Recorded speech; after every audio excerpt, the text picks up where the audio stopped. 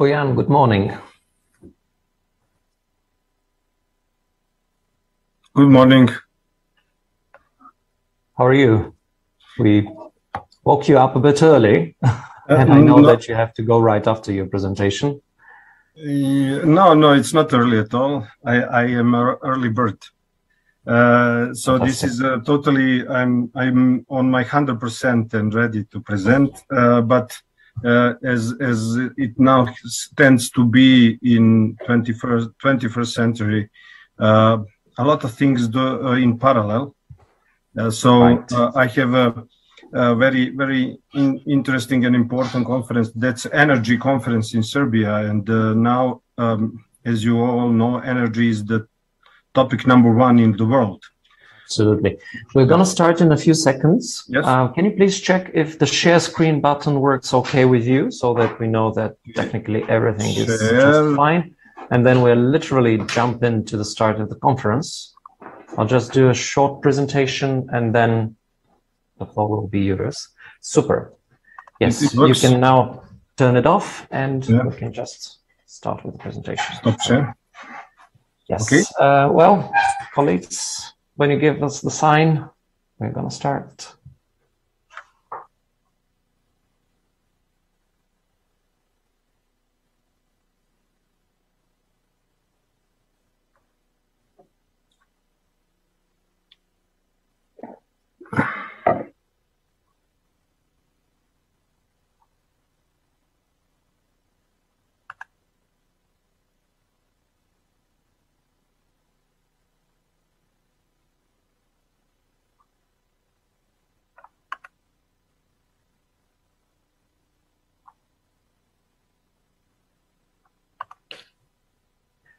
Good morning, everyone. Добро утро на всички.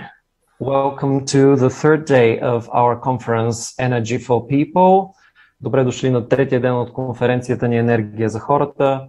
Today's topic is district heating decarbonization. Днешната тема ще бъде декарбонизация на топлофикационните мрежи.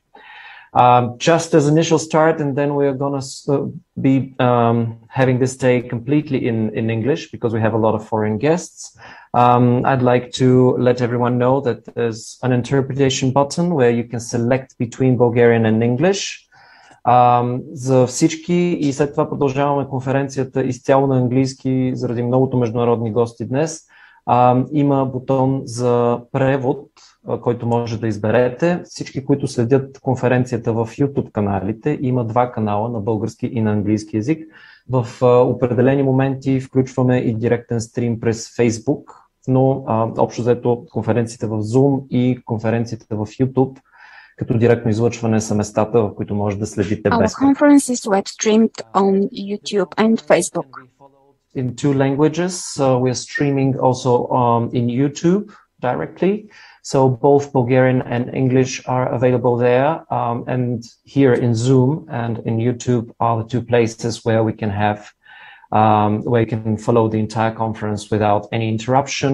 At certain points, we also have direct streams in Facebook. So from this moment on, also for the interpreters, we are going to switch fully to English. There has been a little reshuffling for today, but I would just like to give a quick overview of what we can expect from the agenda today. And then we'll move to our first presenter. We're going to have 3 panels today. The first 2 panels are focused on presentations related to, in some cases, very practical, in other cases, more strategic or legal moments related to the decarbonization of district heating networks around Europe.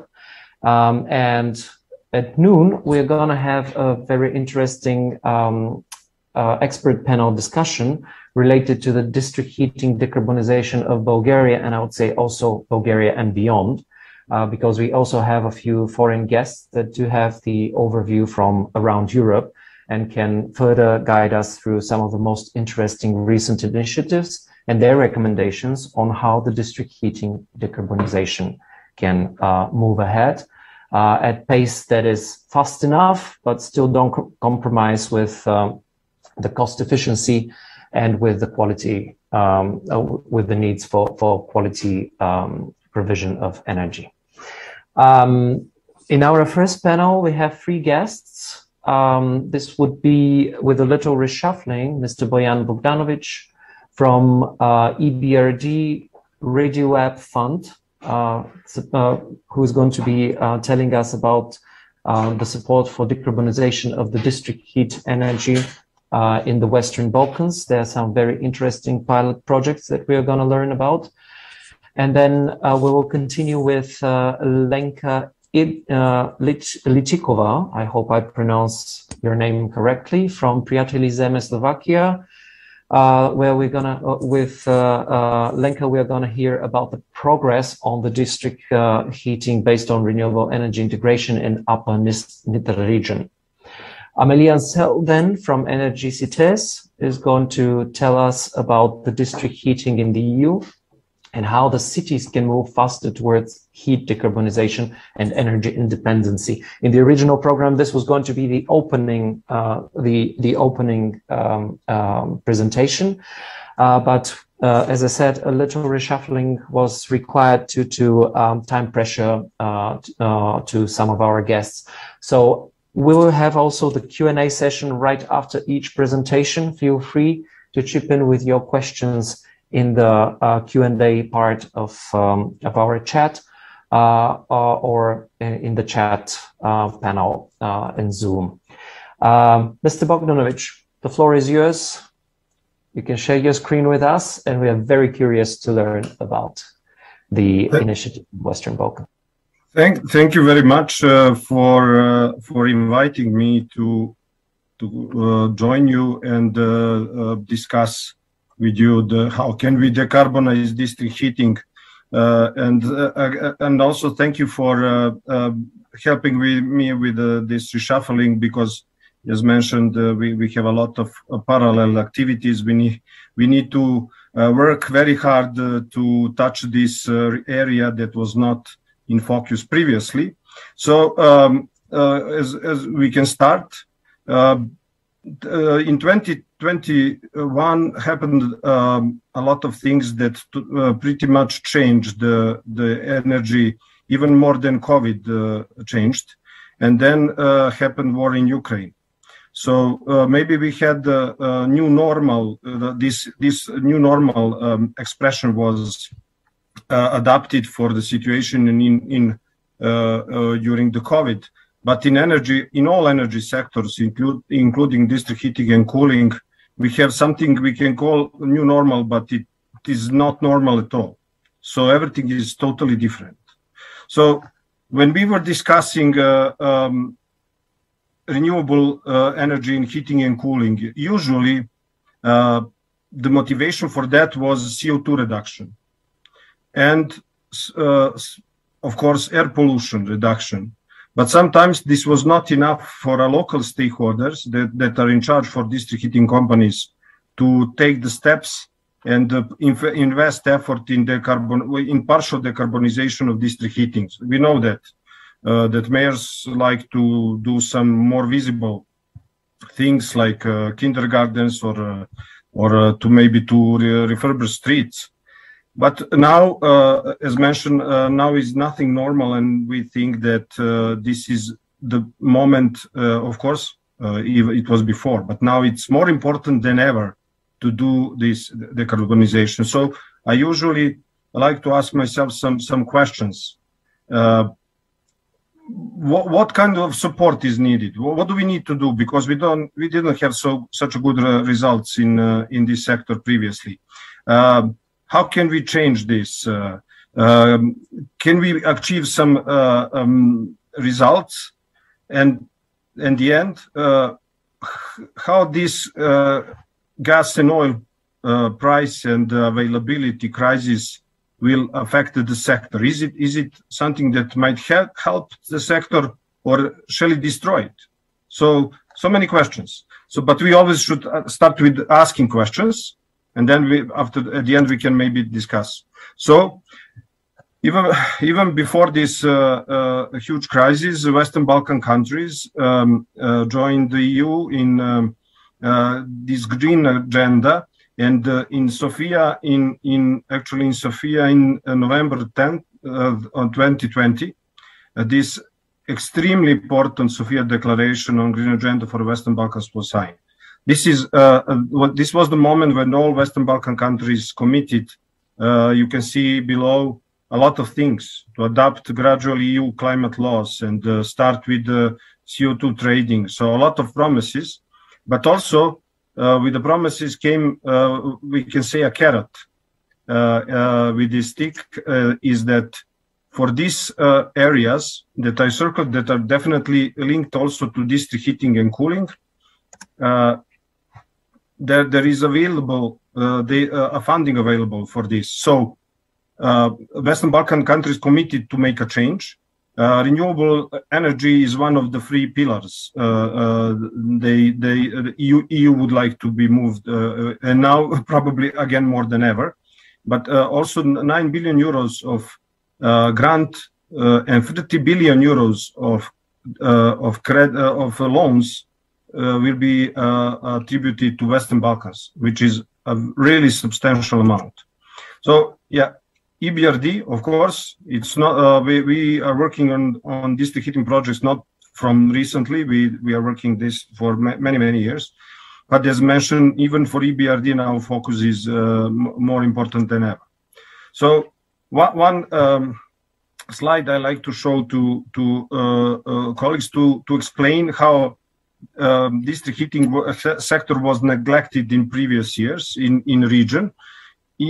Also in EU, until adoption of heating and cooling strategy in 2016, concept of and idea how economy and energy should be decarbonized didn't take heating into account. And the problem is that 50% of energy is heating. Only 17% is electricity. But of course, some heating is electricity use. But this discrepancy is definitely something that needs to, and this is the case of district heating, and this is the case of Serbia. So if you take a quick look, National Electricity Company has installed power of 7.3 gigawatts, and district heating system in Serbia have 6.3 gigawatts, 6 gigawatts. But renewable share in electricity is 32%, and in district heating is only 0.8.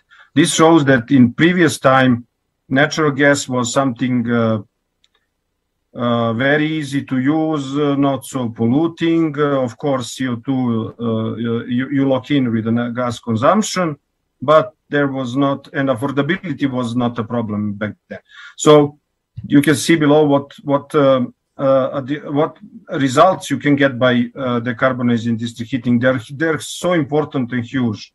So if you have more district heating and decarbonized district heating, you can use less electricity, which is very important. You can decrease air pollution, CO2 emission, and increase comfort condition for the end consumers, and still have this energy transition.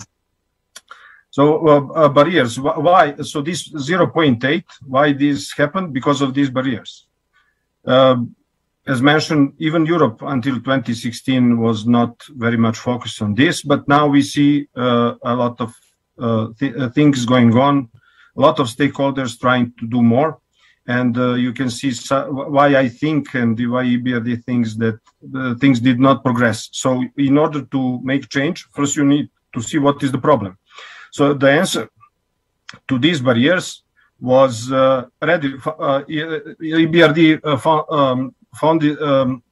established ReadyWeb Fund with the government of Austria, and then we also managed to have agreement with the Swiss economy agency SECO to support this. So in addition to 4 million euros from Austrian government, we also acquired 8.5 million from SECO. That's all grant money. And also very important thing that EBRD and EU have this regional energy efficiency program. And starting from this year, this program will be eligible for district heating and cooling. So it's not only energy efficiency in buildings or demand side measures, it's also eligible for renewable district energy. So now one of the barriers, financing, will not be a problem. And as you can see, practically target activities are almost everything that you can do. National level policy, city level policy, project development, studies, environmental, social studies, everything, but also working with stakeholders, and of course, like what we are doing now, discussing with all relevant colleagues that can help. We should join forces. So this attending of this conference is part of this network sharing and information network spreading and information sharing. So again, one of the reasons why this share of renewables was not so high, but that natural gas was pretty cheap. During the COVID, it fell to the lowest prices in last almost 20 years. But now is again, everything is totally different. So natural gas was like 35 euro. So if you compare it with other prices, solar thermal heat pumps, biomass, geothermal is also like between 35 and 40. So this motivation, just this financial motivation to do renewables was not so important. But now everything is changing and the natural gas prices are going dramatically up. How we don't know how it will end, but we can say something like this. Definitely 70, but probably more. And now when you see this, you can see why I mentioned that I think that an EBRD thinks that now renewables in district heating are not only CO2 emissions and air pollution. Now it's also affordability, because renewable heat prices should be more affordable than some natural gas. And the last thing, security of supply. Western Balkans, but also I'm aware of Bulgaria, because Sofia is the largest district heating company in Southern and Eastern Europe, are fully relied mostly on natural gas, heavy oil, and sometimes coal. And most of this is imported. And most of this is imported from Russia, and this area is hit by war. So security of supply now becomes an issue. So we don't need to invent anything. We just need to take a look how Danish and Swedish and Austrians did the work. And fuel mix is the key. So you should not use one fuel, not only natural gas. You are in problem in that case. You need to have a fuel mix with hopefully all of this.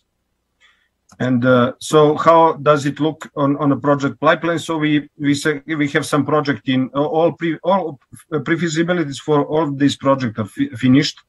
Most of them are finishing feasibilities or in feasibility phase, but we already have agreement to finance them. So, but let's talk about technology. You can see that when I said fuel mix, we need a different fuel.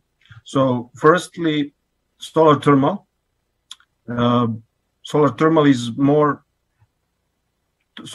collector is 4 times more efficient than photovoltaic collector. Of course, you need to have a system to utilize it, but if you have, you can get more energy than from photovoltaic.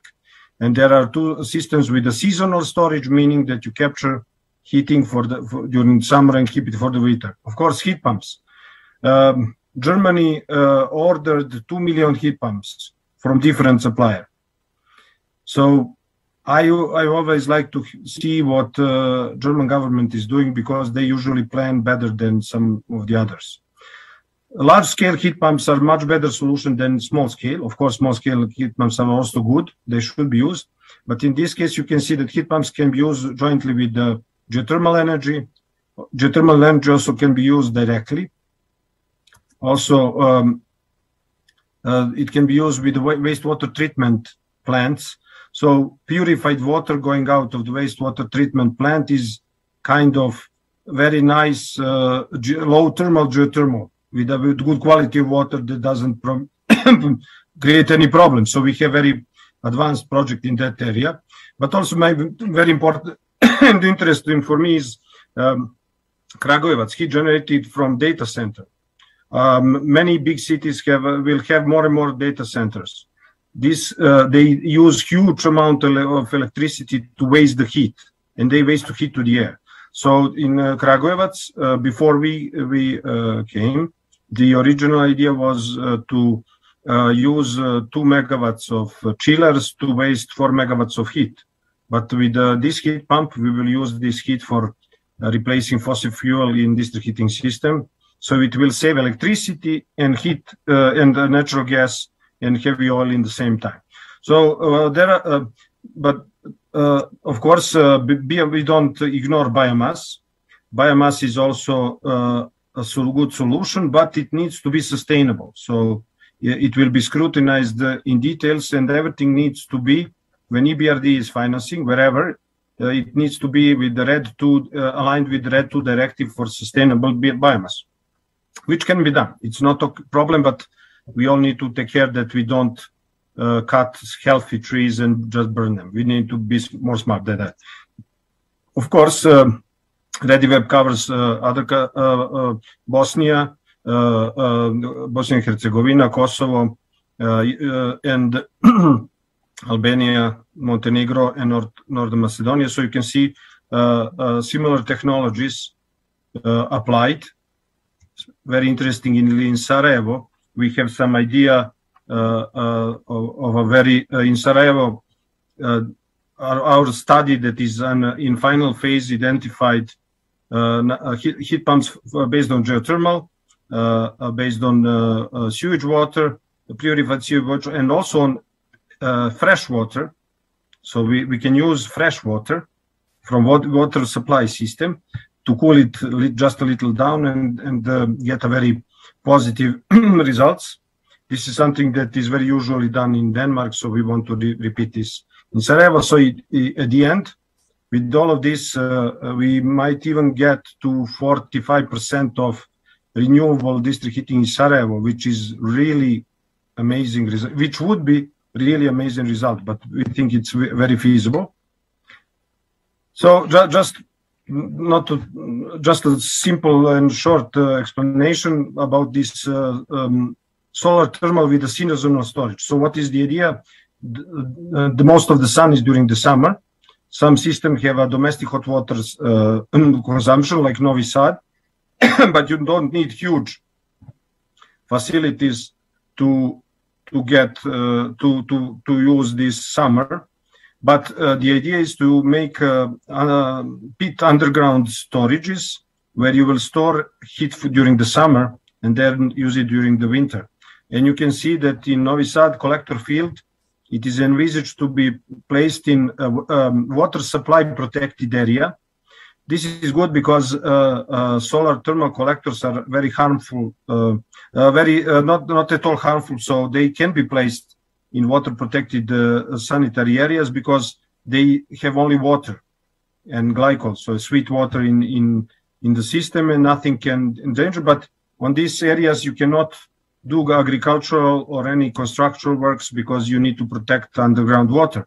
So the best place to put collectors is actually sanitary protected water area, because you cannot use them otherwise. It's just grass. Yeah. So but you can put collectors.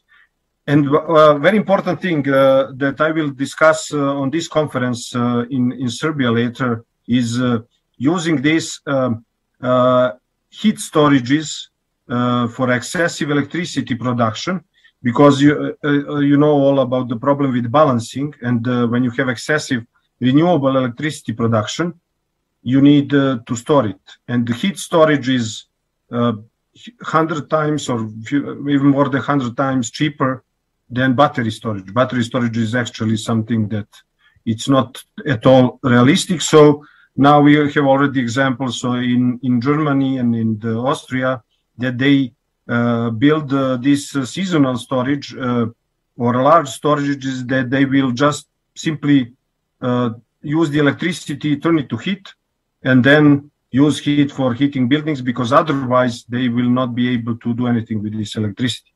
So this is a very good example of, so right next to the perspective plant, there is a combined heat and power plant in Novi Sad. As mentioned, these storages also could be used for storing excessive heat when you need more electricity, which will happen more this following years because of the problem with the electricity prices. Just to mention for a very interesting project, Energy from Waste project in Vinča, financed by that's in Belgrade, financed by EBRD, 56 megawatts of heat and 21 megawatt of electricity, huge amount of heat, and this more than 50% of this heat can be accounted as renewable. Then purely biomass renewable project in Bosnia and Herzegovina.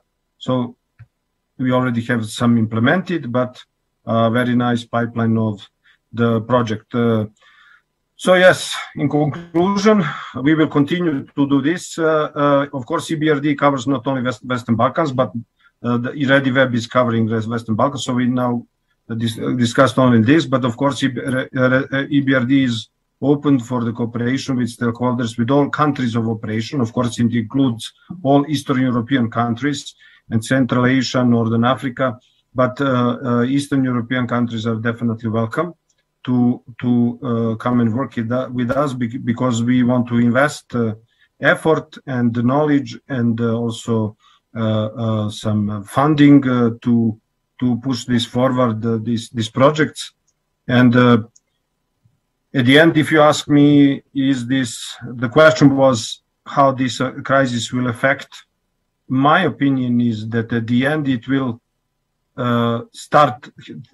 kick things moving, because as we saw, it was in Serbia 0.8, in Bosnia it is 20%, in Macedonia is almost zero share of renewables, but 20% in Bosnia is only from biomass.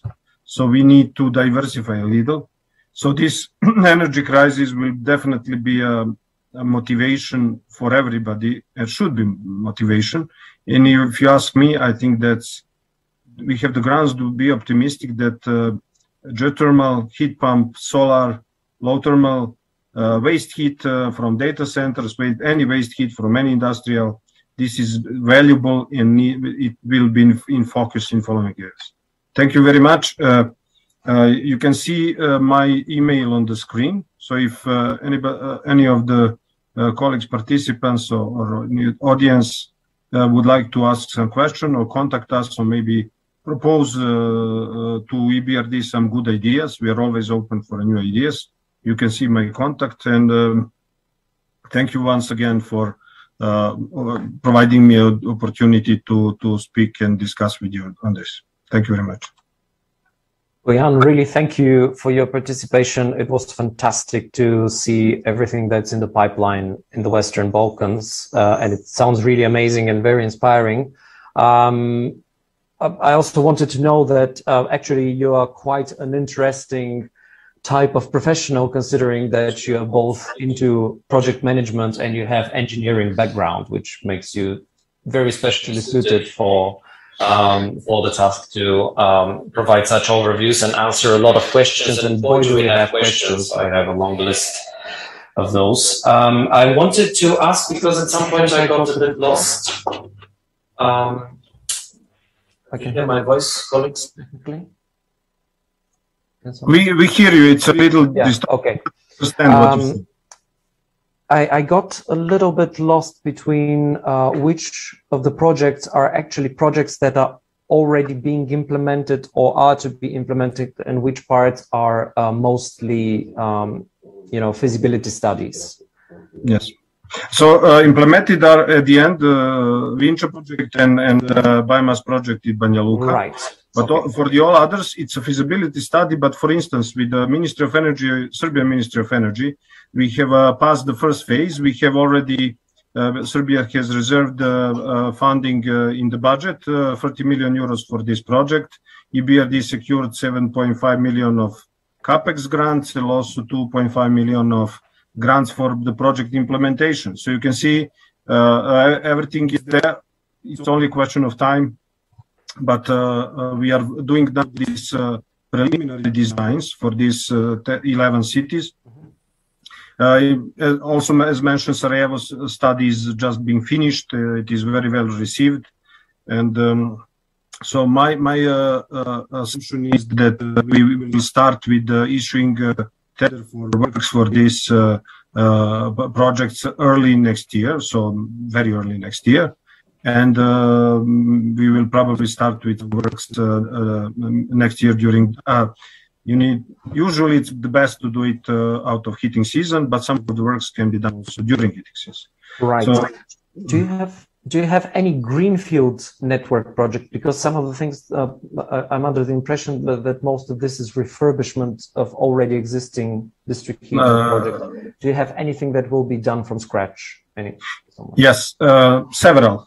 yeah, of course, it's the hardest to do it. The first one is in Serbia. It is the city of Paraćin. This district heating system stopped working in 2004. And since then, we probably will need to start from scratch, but we have identified geothermal potential, and they mostly rely on natural gas.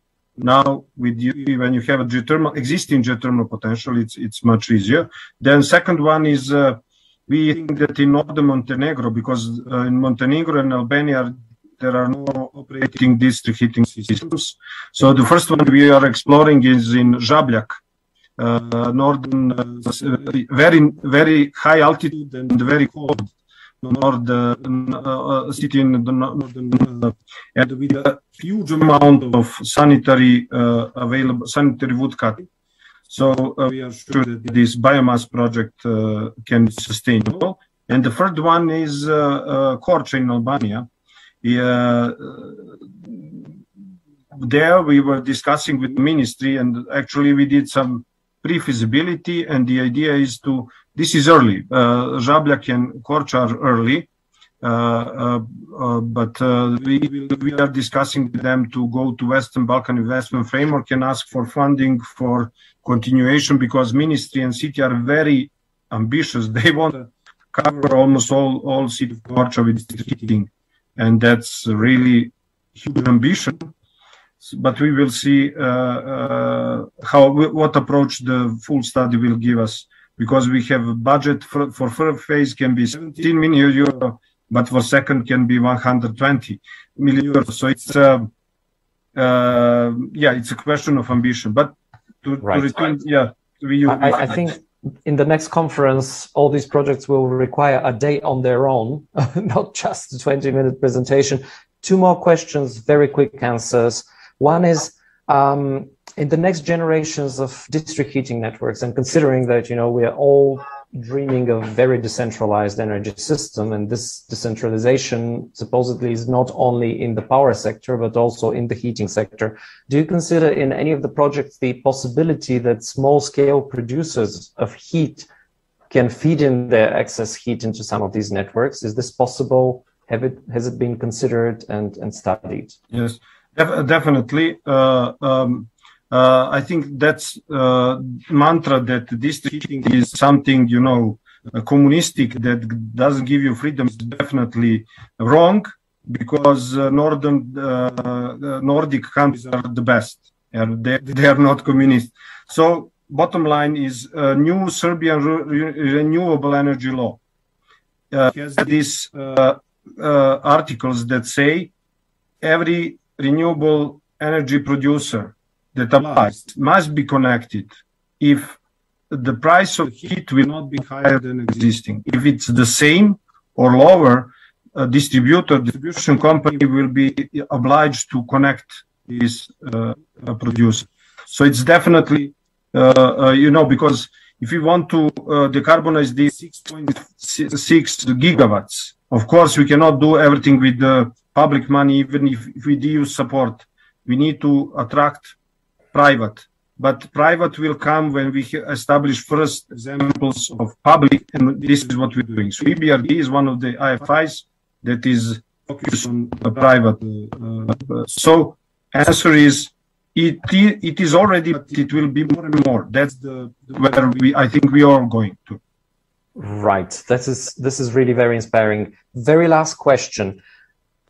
If all these projects become reality, this will cover how much population in the Western Balkans? Do you have this calculation? I don't have the exact figure, but let's say that only Sarajevo has we will probably go to 45% of heat, and they have 450 gigawatt hours per year.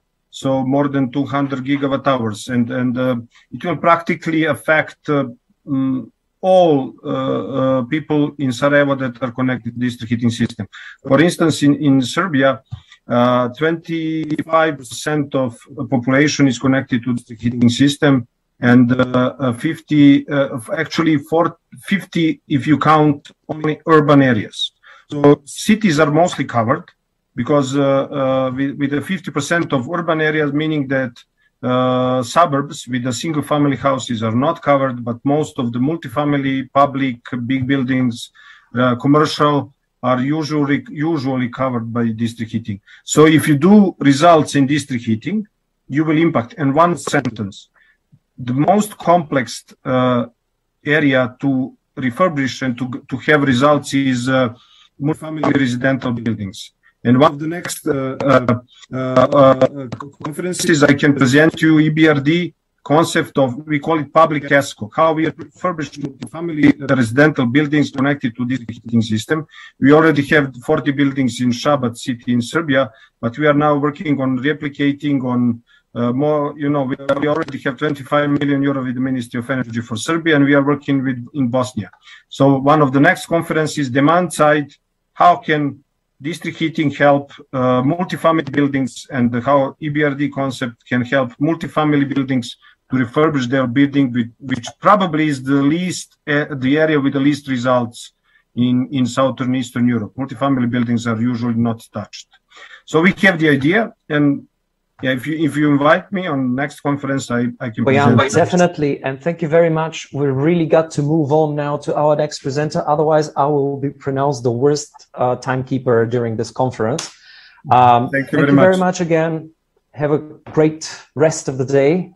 And good luck. Moving on to our next speaker, Lenka Ilchikova. I hope, Lenka, I did pronounce your surname correctly this time, from a colleague from Prijatelja Zeme, Slovakia. She will tell us about the progress on the renewable energy sources-based district heating integration in the Upper Nitra region. Lenka, we will be sharing your presentation, so let us know when we need to change. Good morning, can you hear me? Welcome. Very well, yes. So your pronunciation of my surname was excellent. So thank you very much for being with you today. I will be giving now the example of very, very concrete project of district heating in Central Europe. I'm coming from Slovakia, so Slovakian region, which is called Upper Nitra.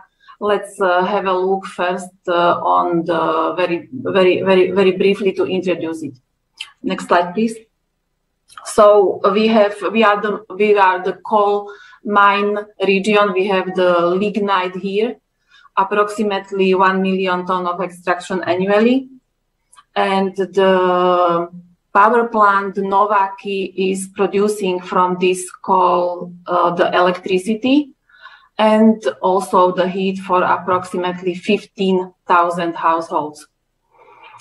What is our biggest problem is the aging of population, not the transformation or coal phase out. Next slide, please. Our coal phase out actually will be happening very soon in 2023. Paradoxically, it was not a decision of the government that we will go phase out. That was done somehow indirectly. The termination of state aid for electricity production from domestic coal will be finished by 2023, and via this decision, the coal phase out was agreed, and is a part of territorial just transition plan, which will be, by the way, very soon approved by government and hopefully by European Commission. Next slide, please. So why do I speak about the coal phase out? obviously the power plant Nováky will not anymore supply with the heat the region. This is why another two solutions are on the table. One from the heating season 2023-2024, I will introduce more in detail. And the second one, which we believe should be the long-term solution, and we call it second phase solution, is proposed by us, by CEPA, Friends of the Earth, and Bankwatch, which I work for. Next slide, please. So what will be this actual solution based on? Let's concentrate on the municipality Prievidza, which is the biggest one. I personally live there. Power plant Nováky supplies 3 municipalities, but let's focus on the biggest one. So the decision about the solution was taken in 2020, which is quite a short period for the heating season 2023. And heat sources are, you can see on the screen. How exactly it will work? In the brownfield, there is a mining water. Mining water is not a geothermal one. It's naturally goes out from the mine and has 14 degrees of Celsius. So then this mining water will be heated by thermosolar system to 17 degrees of Celsius. Then the heat pumps will heat it to 60, and then the cogeneration unit will heat it to 70. In the cold days and the winter time, they will include also the biomass and the fossil gas boilers. All the renewable energy sources will be installed in the brownfield of the abandoned mine, which is very close to Prievidza. And it was a coincidence. I was there personally yesterday. So I have decided to show you some authentic pictures. Next slide, please. And this is how it looks like. This is the entrance to the lignin mine, which with name Ziegel. This one finished its operation in 2017, in October 2017. Now the brownfield around will be used for district heating in Prievidza. So next one. This is the picture of the mining water, 14 degrees of Celsius, 100 liters per second. Next slide, please. This is the picture of the future thermosolar field. Maybe this one is a most important one because originally it was for the coal storage.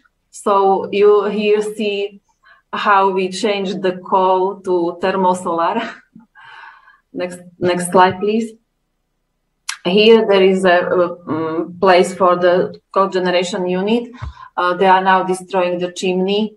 You cannot see the person on the top of it, but now there is a person there and working to destroy it. Next slide. I was told yesterday that the most expensive part of the project are the pipelines replacement. They will be replaced, almost all of them. And the total cost of the project is around 30 million euros, and 13 will be paid by public money. I didn't take the pictures of biomass boilers. It didn't come to my mind that it could be useful for this presentation, but they are the existing ones, so there is no need to buy it. And I cannot take the pictures of the gas boilers because they are going to be purchased and installed in March 2023 in another area very near to the town. So that's the solution number one. And please, could I have the next slide? We are not very happy with that solution. It's obviously because there is a fossil fuel usage. The heat demand will be covered by fossil fuel around 48%. And it is obviously not based on optimized heat consumption. We didn't have time and we do not plan. It was very, very correctly said by my previous colleague. We do not plan in good enough. So this is why we do not take into consideration that heat consumption must be decreased. We did 2 years ago a study by renovating buildings in Prievidza, and I'm speaking about approximately 300 residential houses, and there are 50 plus public buildings. So only by these residential houses, we see a potential of approximately 50% of the heat savings. So next slide, please. So we have proposed to the region the 4th generation district heating system. We did a pre-feasibility study.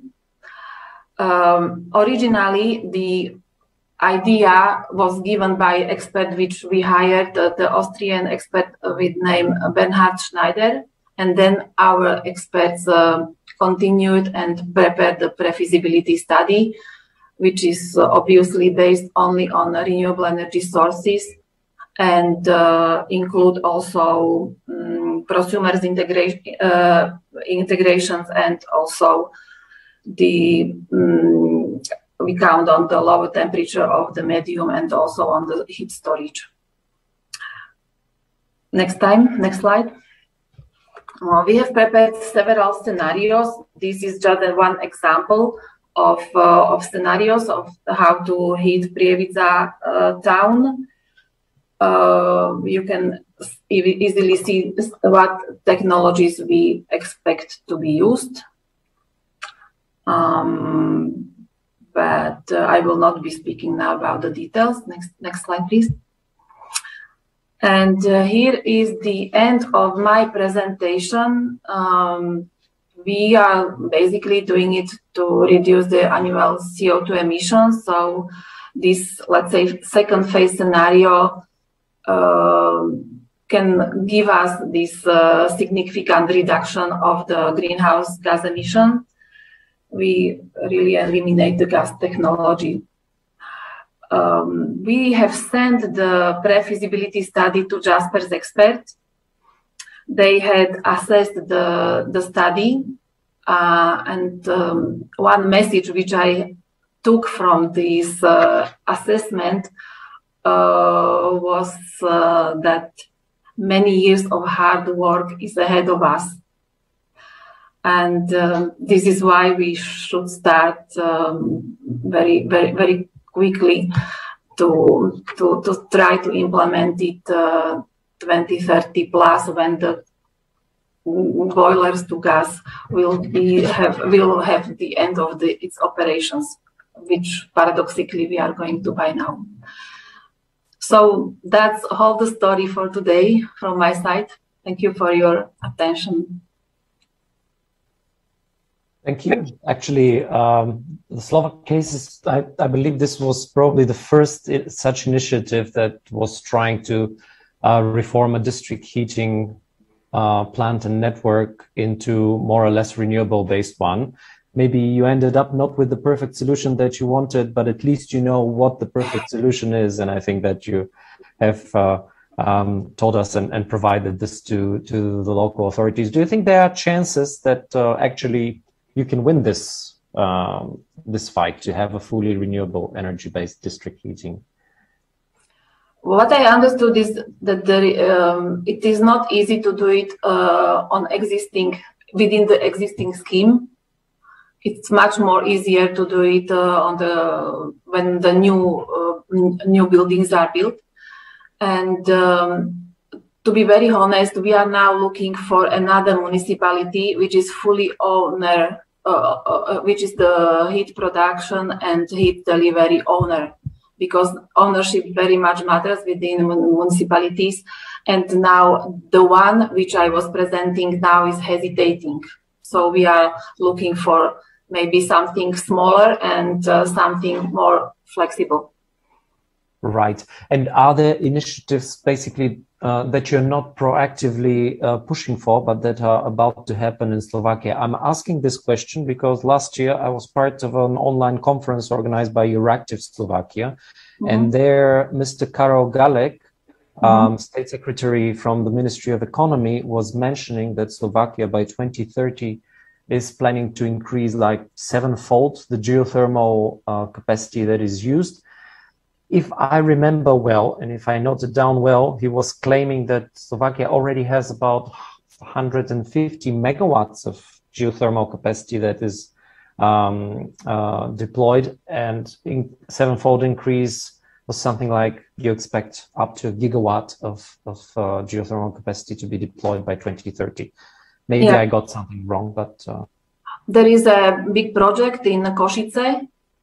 This is all the eastern part of Slovakia, which is also the region of transformation. So maybe partially it will be also covered by Just Transition Fund. But I have to tell you one important thing. We are not looking for just to replace source to the source. This is not our intention. We would like to have a principal change. So we would like to introduce the fourth generation of the district heating. So I'm not so much familiar where, or I know more or less, but what would like you to understand that this is not source, to change the source to source is not what we are working on.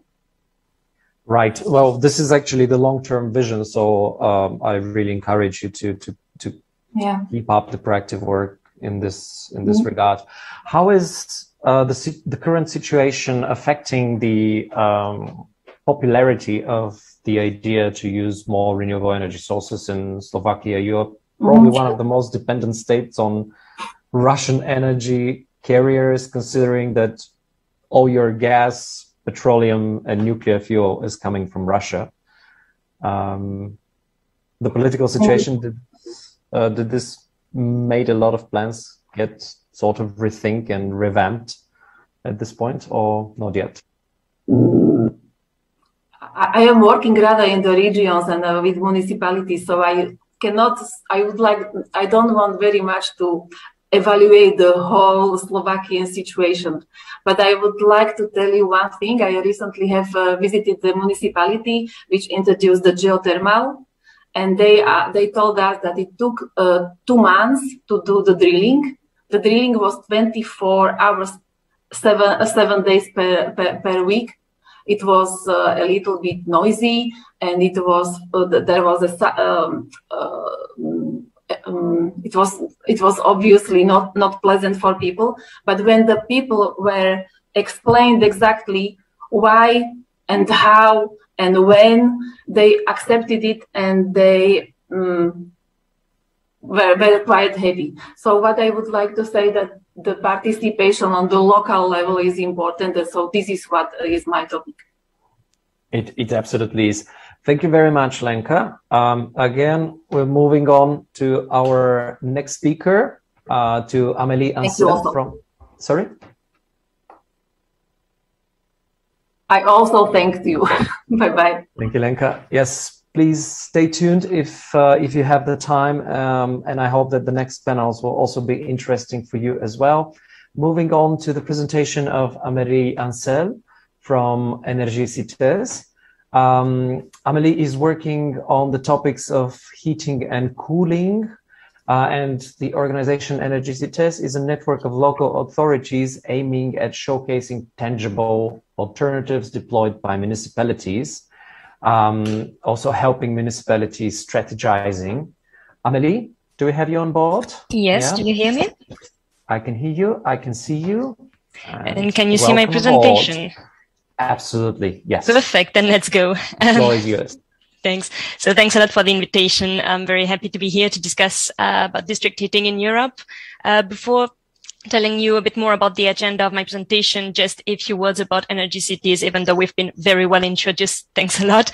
So, as was said, we are a network of municipalities. We represent more than 1,000 of them all across Europe. So it means beyond the borders of the European Union.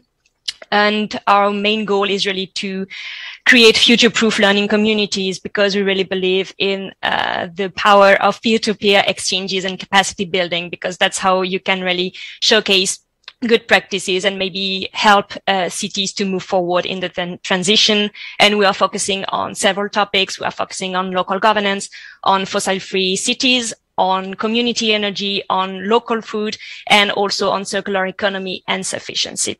So here is for the little introduction about energy cities. So I will guide you through three main topics today, let's say, or I will focus on three main topics. So first, I want to give you a short overview of what's happening in cities about district heatings. I want to give you some concrete cases of cities taking on the challenge of district heating and how they did. Then I want to give you a bit of framework just to understand in which legal context this happens, and what also are the conditions at local level for this to happen. And finally, I want to give you some tips if you as a city want to develop your own district heating. So let's first start with some examples from cities.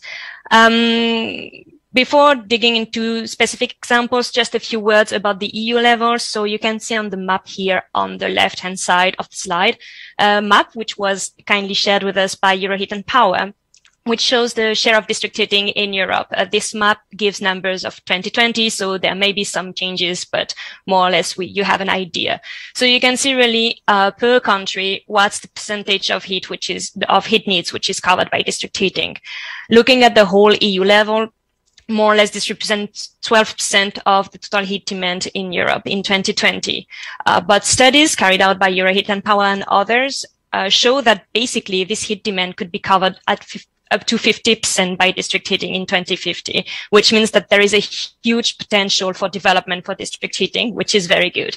However, what we have to bear in mind is that at the moment, these district heatings are mostly supplied up to 70% by gas and coal, which means that there is also a huge challenge in terms of decarbonization for these, which is good. It gives us room to maneuver, but also this is something we need to keep in mind.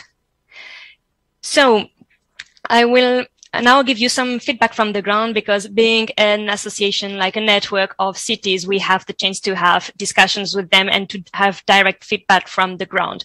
And the main thing we observe is that, of course, there are very diverse cases, be it from national context, also regional context, and also sometimes from one city to another. You have different experiences, different resources, and etc. But we still observed some similar challenges, and I will go through 5 of them, which are kind of the main ones which we often observe. And for each of them, I want to give you a short example of how a municipality managed to try and overcome this challenge. And the first one is the challenge of data, because basically, when you want to have a district heating, and as the other speaker said, you need to have good data to be able to map your potential heat sources and also to plan the development of your district heating. However, this can be sometimes very challenging, because data can be scattered among different stakeholders, sometimes in private hands, sometimes in public hands. So you do not always manage to gather everything you need. And sometimes it means that you need to do without the data and try and find some proxy to still be able to do some planning and carry out your project. So as mentioned on the slide, the more accurate you are, the best to decarbonate it is. So this is something really that every city is facing. And to show you an example of how to make the best use of data and how it can really have an impact on your strategy for decarbonizing your heat, I want to talk a bit about Bistrița in Romania, who actually already early in 2010 decided to have a local program for thermal rehabilitation of buildings to be able really to reduce their heat consumption and CO2 emissions. And in parallel of this program, Bistrita also joined the Hotmap Project, which is a project which aimed at developing a toolbox for cities, which will help them do some mapping of heat sources and also support their planning and their strategies of decarbonization. So Bistrita joined this project, and thanks to the Hotmap tool, I put the link in the slide, so I guess you will be able to click on it once you receive the presentation. So thanks to the tool, Bistrita was able to design several scenarios, and I have put here just the main one to give you an overview and an idea of the type of information that they could have thanks to the tool. So basically, they saw that if they would follow their main scenario, they would be able to have savings in buildings heat demand up to 36%. And this would mean also a connection rate to the district heating network of 70%. And in total, the heat needs covered by the district heating would be of 41%. And the energy, like the supply used for the district heating, would be from waste incineration, heat pumps, biomass, and all this would be of medium temperature. So based on all these data and these scenarios and assumption, the city decided thus that it was worth going on for the reduction of heat demand in buildings first, and second, to supply the remaining heat demands with renewable energy sources and waste heat. They saw that this is doable thanks to the tool. So basically, to achieve this low CO2 emission centralized heating system, the city decided to have different milestones to be able to cope with these objectives.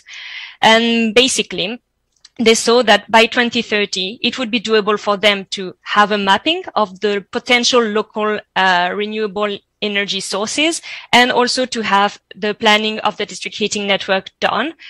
By 2040, they would like to have 50% of the municipal buildings from the central area connected to this district heating network.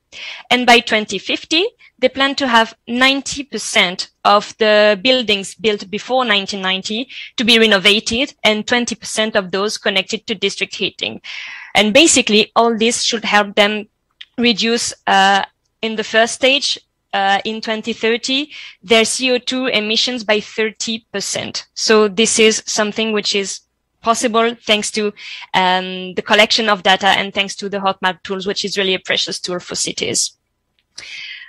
The second challenge I want to mention is the challenge of funding, because as you know, district heating sometimes have very high upfront costs. It can be kind of a challenge for cities to find the money and also to attract investors to make sure that the projects can happen. So it is very important to show that your project is sound so that you can attract investors. And I want to talk about the example in Poland of the National Center for Research and Development, which actually launched an initiative called the Heat Plant of the Future, which is funded by the Smart Growth Program, which is from the ERDF, from an EU fund.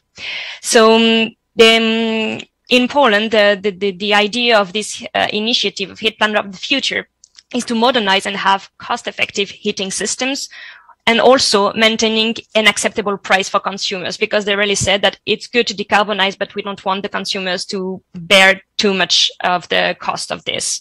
So through this program, it would be, it aims at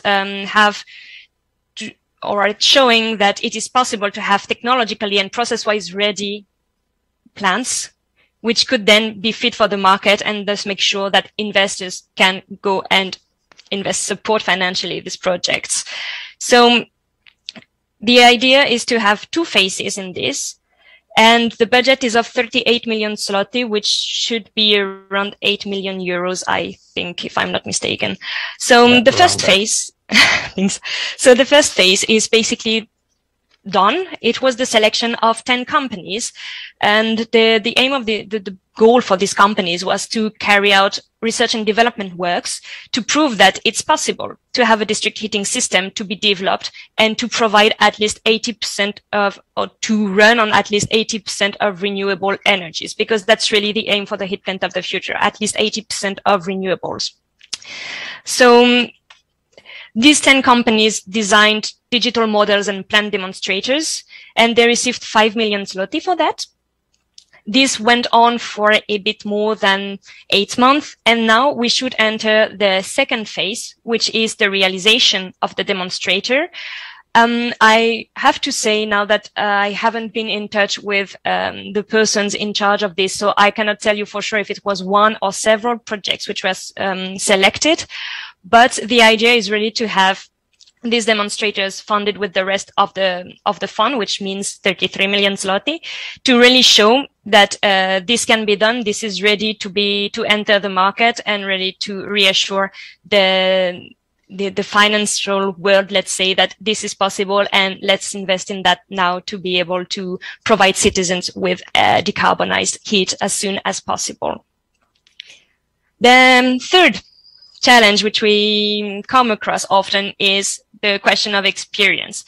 It's good to have the will to develop district heating and to decarbonize district heating, but sometimes either you start from scratch and you don't know how to do when you want to set up your district heating, or sometimes it's also that, okay, you've been used to district heatings running on fossil fuels, and when it comes to renewables, it may be a bit different, a bit more complicated. So it's important to look for new ways of working and to look for partnerships to really support you in realizing your new aim.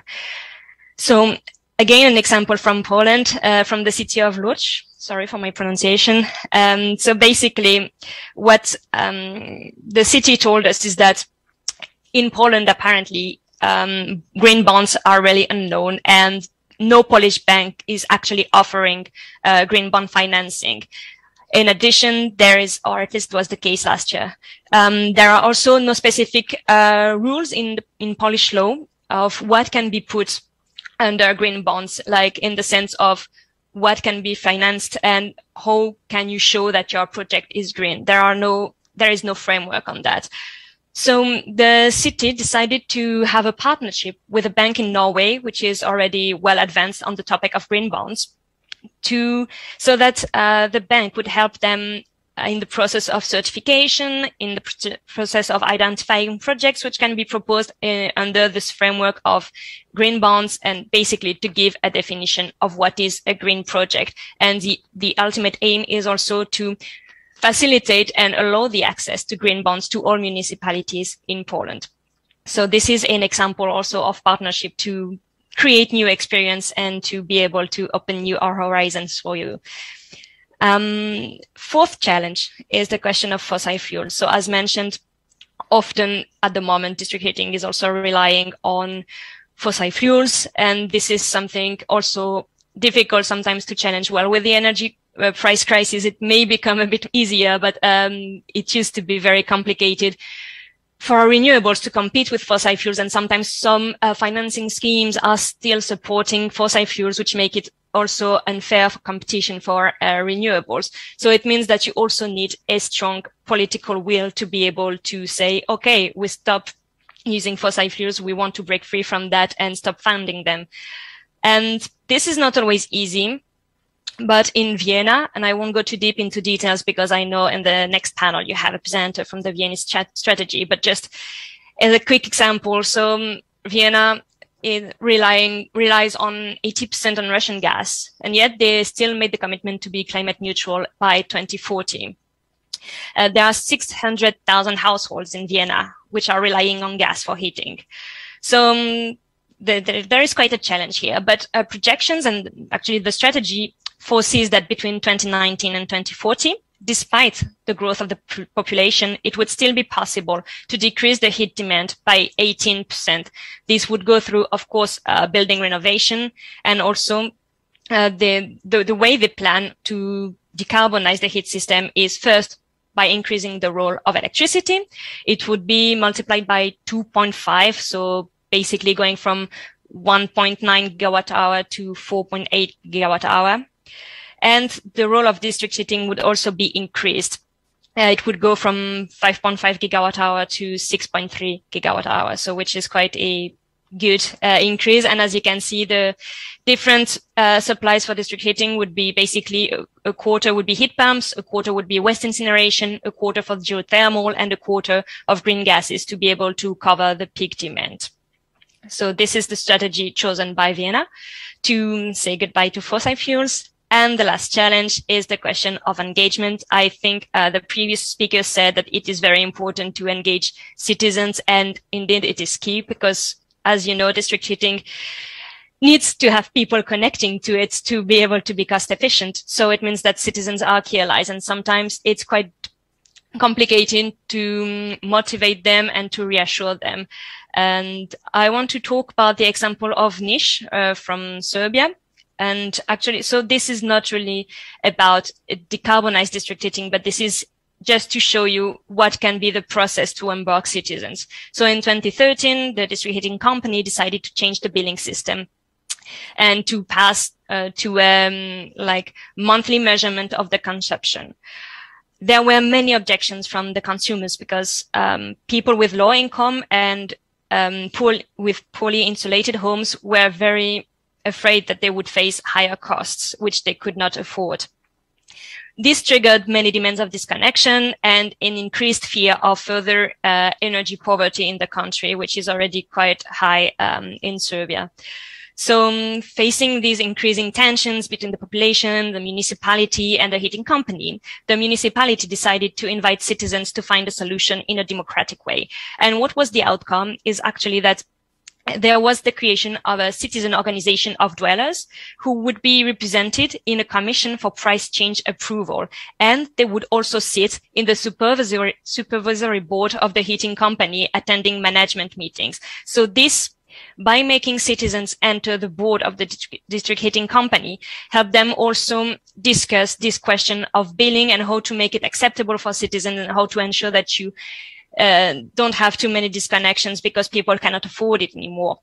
So the solution found was that citizens would pay a bit more in the winter and a bit less in the summer, which was the preferences they expressed, because it would also be a way for them to find a balance in terms of prices. So yes, here you have the summary of the different challenges. And just to remind you that heating strategies are local strategies, and often solutions can come from the local level. I also want to mention another way of implementing this decarbonization of district heating through the project Decarbsty Pipes 2050, which basically aims at creating transition roadmaps for those cities which you see on the map on the left side to have fossil-free heating systems by 2050. So there are 7 cities involved, but I have to say that the role of Bratislava is more of observing, so that it can benefit from the experience of the others and then be able to replicate and, to replicate what will be done. So these cities have very different profiles.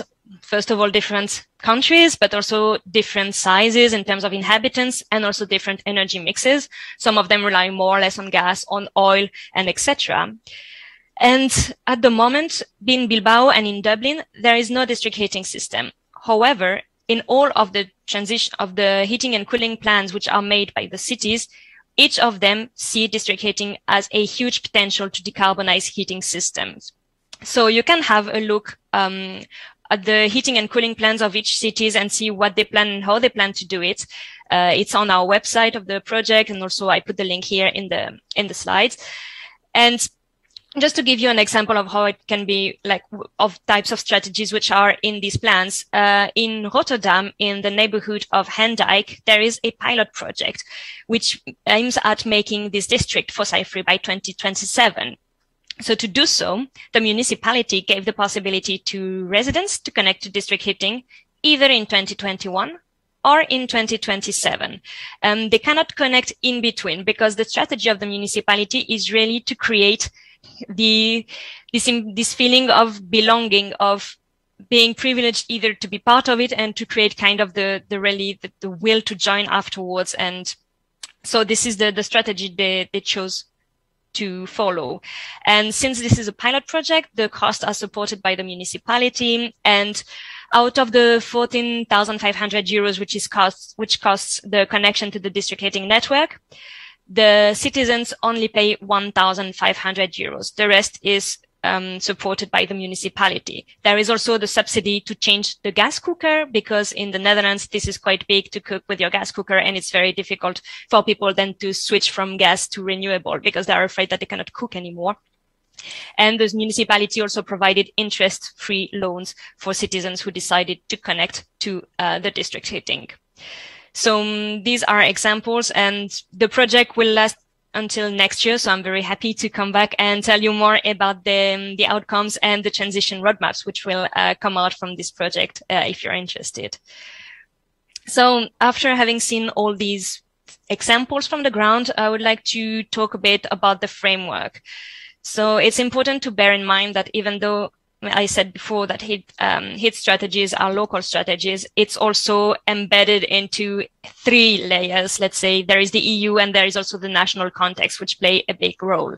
I won't go through the EU context because you already had presentations about this yesterday and the day before, I think, but this is just for you to bear in mind that these are very important elements in the EU context.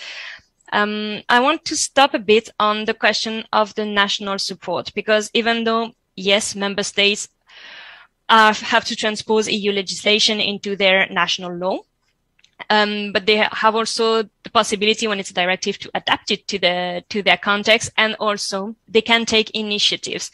And a month ago, we organized within the frame of the Decarb City Pipes 2050 project, a capacity building session on mandatory connection to district heating networks, which are choices which sometimes are made by member states to favor the development of district heating.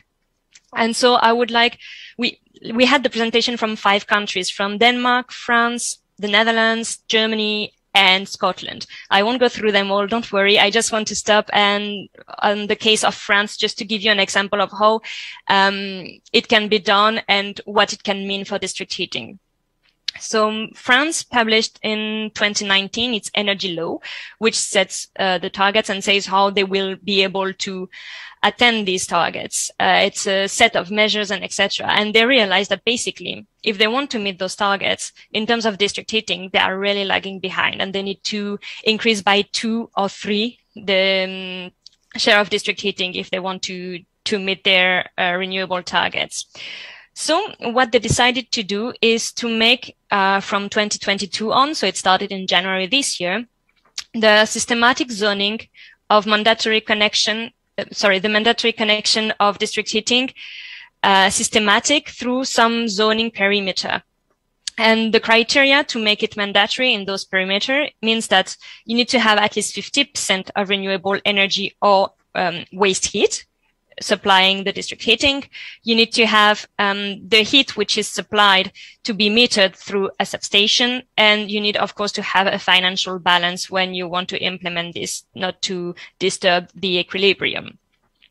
So this was already in place before, but it was not systematic, and local authorities could decide if they would do it or not. Now, the idea is that the Energy Ministry publishes every year a list of district heating networks which can fall under this, criteria, and thus make it mandatory in the area to connect to the network. The only reasons which can bring local authorities to refuse this connection or to decide to define another zoning is if they can prove that there is a more environmentally friendly solutions which is at their disposal.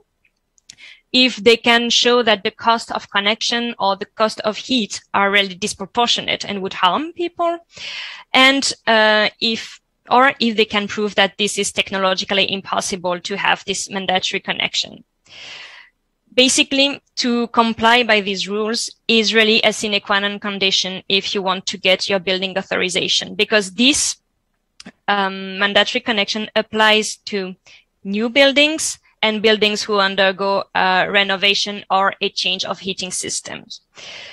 So basically, this is the strategy that France chose to be able to increase its share of district heating and of renewable district heating in its energy mix. And now moving to the local level.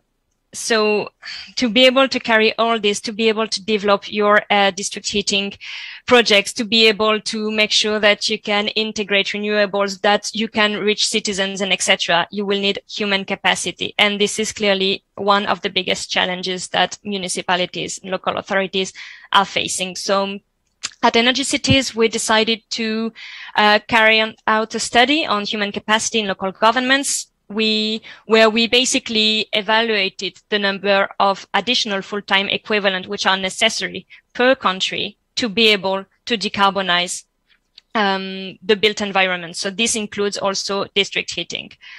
Our main findings are that you need, of course, first of all, to help cities recruit, so give them the financial means for that, but also make them more appealing, because sometimes it's not that attractive to go and work for a public administration when you know that in the public sector you would maybe earn more.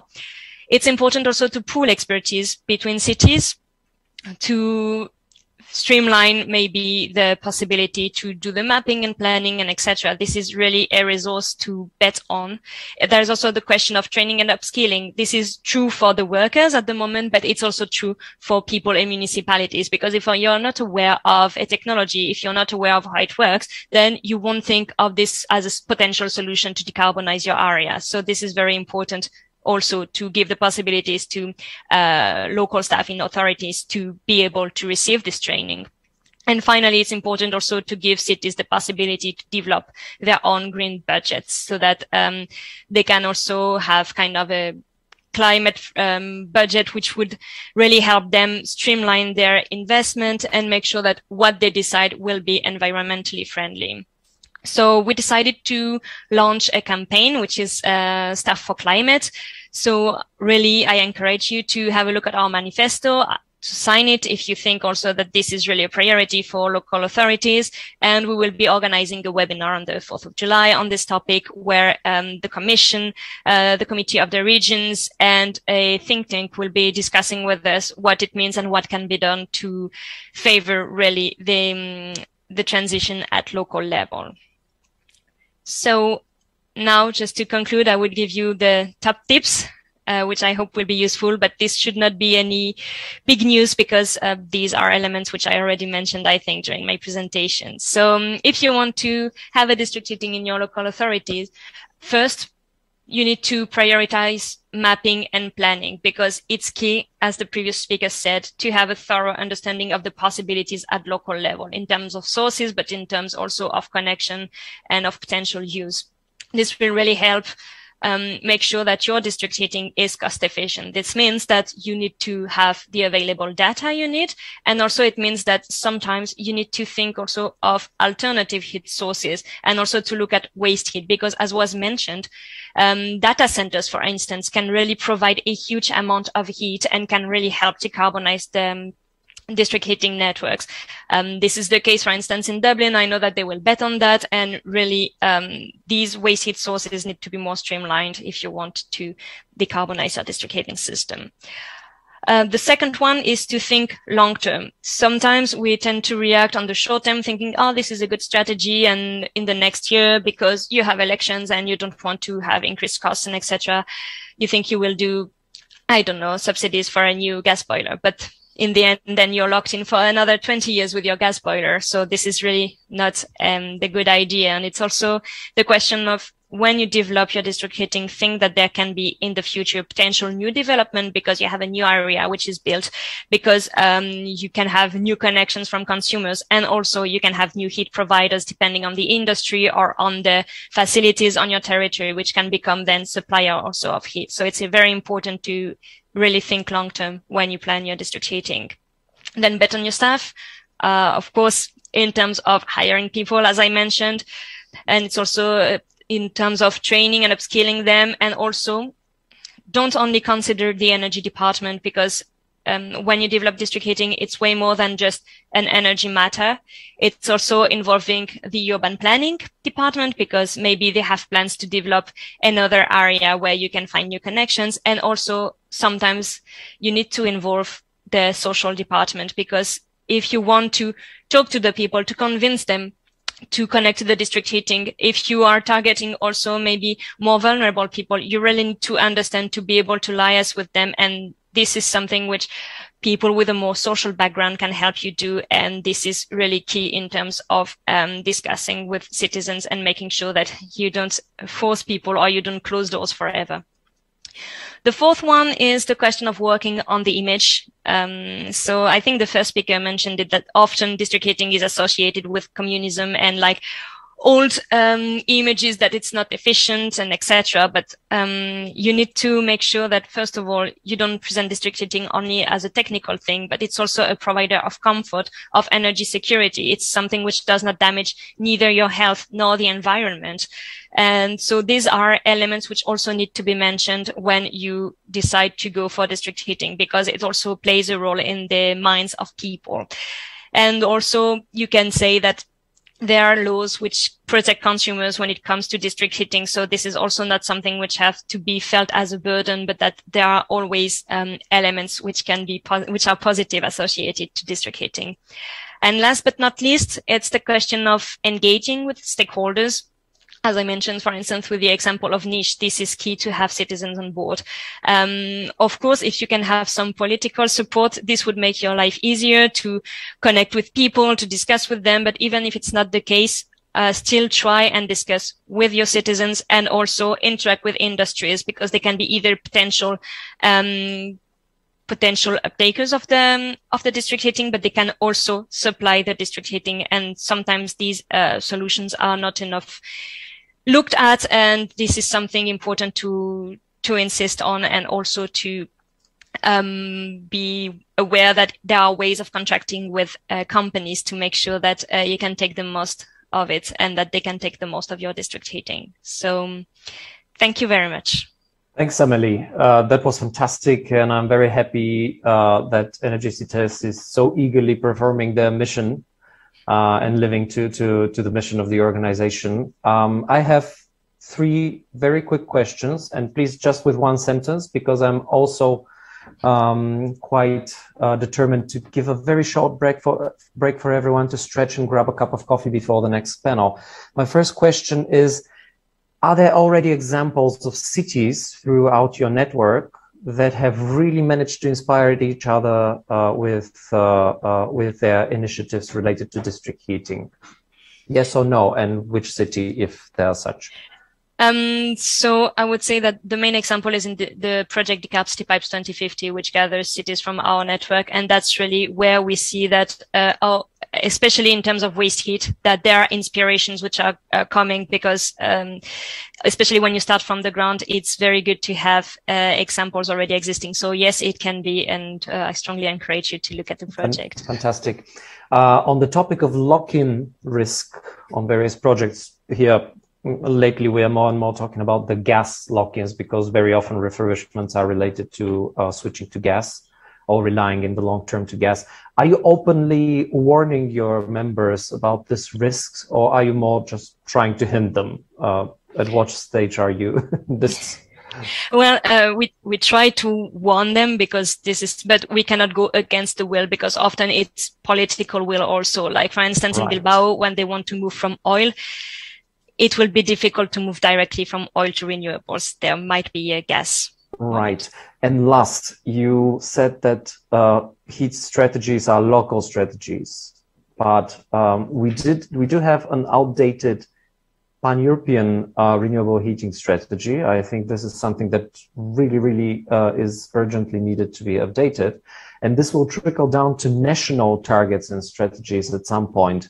What is the importance of national strategies on renewable heating and cooling / district heating as well?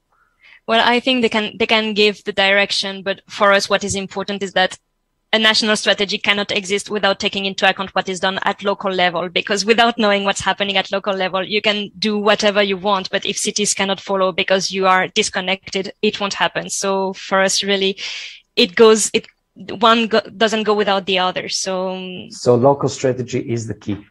Really, thank you very much. We have like 3 minutes of very quick break, and then we start with another exciting panel throughout this discussion. Please stay tuned. See you at 30 past. Thank you.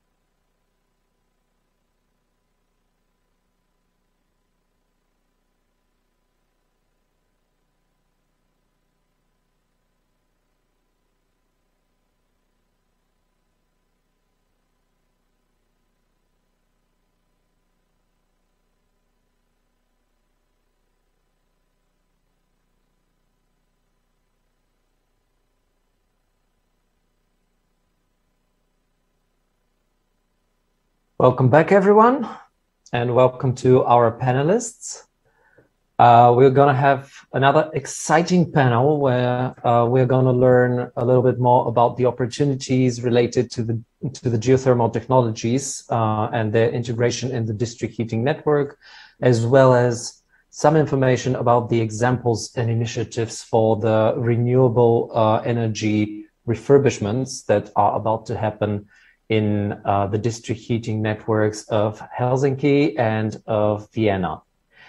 Our first guest, Sanjeev Kumar, is going to tell us about the geothermal integration into the district heating systems. Sanjeev is from the European Geothermal Energy Council.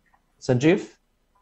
Thank you. Yes, I can hear you perfectly. Thank you very much for the kind introduction. I'm just going to quickly share my screen so you can, and then we can start my slide presentation. Just give me a second. There's always a... We can hear you well. We can see well the presentation. Maybe just full screen. Perfect. I'm just going to make the screen big. Sorry. Okay, look, good morning, and thank you for the kind invitation to take part in this discussion. It's already a very rich debate, so I'm quite conscious that I don't want to overload everybody with information. There's a lot of details on my slide deck, and they can be used for reference or for future conversations. What I want to do is essentially give you a flavor for how geothermal district heating and cooling are being treated in some of the countries where there's a lot of thought about how you kind of decarbonize the provision within district heating systems, but also outside. And then what are the lessons for that can be kind of replicated across other countries? So look, just a quick thing. For those who are perhaps not familiar with geothermal, it essentially involves drilling a hole in the ground and at various depths and at various heat reservoirs, you're able to get different temperature ranges, which can then be used to, for example, heat individual homes, farming equipment, aquaculture equipment, large buildings, the Bundestag, to big district heating and cooling systems, as well as power generation, and also provide thermal storage for the peak kind of heat demand that we have in the winter period. So it kind of covers the whole umbrella. There are many things about geothermal which are useful. The key thing for us to notice is that we cover all sectors, and sometimes geothermal is mentioned without geothermal actually being mentioned in conversation. So sometimes they're called heat pumps, sometimes they're called borehole or heat exchangers. There's a variety of words that are used to describe geothermal. That's exciting, but it's also quite annoying because we can end up being outside people's mindsets. The key thing to realize here on the bottom left of the screen is the cost competitiveness of heating technologies. This was a report that was done by the International Energy Agency. They looked at a couple of countries, and what they found is that largely geothermal is the most cost competitive when it comes to fossils, but also when it compares to other renewables as well. The issue that we have within our sector is the cost of drilling is pretty much 80 or 90% of the total cost of a project over a lifetime of 50 or more years. So once you've done the drilling, you have a baseload supply of heat, which can be used for heating, cooling, and power generation. But that upfront cost is the barrier that we have to overcome, and have overcome in many different ways as well. Okay, let me talk a little bit about where you see geothermal in operation. On the left-hand side, you can see lots of red dots. Those are the district heating geothermal district heating projects that are in the process of being developed at various stages, and then the dark blue spots are those systems that are already operational. And you can see that it kind of covers a vast geography of Europe. What we're really interested to see is that some of the so-called hotter countries, southern France, but also Spain, are now starting to look at district heating and also district cooling. And I'll come on to the significance of that later. What's very interesting on the right of this graph is the different temperature ranges that geothermal district heating systems provide. So if you take the example of Germany, you go up as high as 160 degrees, where you're effectively doing cogeneration. You have a renewable heating and power from geothermal systems. But the really interesting thing is how low a temperature do you really need to have in order to provide heating services? And in terms of the kind of future development for our fourth and fifth generation district heating, what we're really looking at is this kind of tapping into that, 20 to 60 degree Celsius range, and either applying a geothermal heat pump or an open source system, but to tap into those kind of temperature ranges, which are pretty much prevalent all across the world. So that's the challenge for us. One of the things that we have in Europe, which is different to, say, for example, China, is the high temperatures that are locked into district heating systems. Now, as many of you around the table or online on this discussion will know, that's partly because a lot of the district heating systems are built onto large fossil generation capacity, coal plants in particular, but also larger gas plants as well. So they're kind of based around burning things to provide heat. And, with geothermal, we come to the recognition that that kind of methanol approach to providing the heat service really needs to be replaced. And we need to think again about what does heat look like? How do we use low to medium temperature heat? And how do we get away from having, huge bursts of high temperature heat in very short spaces of time, but then spending the whole year, building up an infrastructure, supply routes, and supplies of fuels to provide us with that instant gratification. That's part of the culture shift that needs to happen when we look at renewable heating and cooling, and it becomes much more mainstream. So over the last 10 years, what we've seen is many countries have radically increased their penetration of geothermal district heating.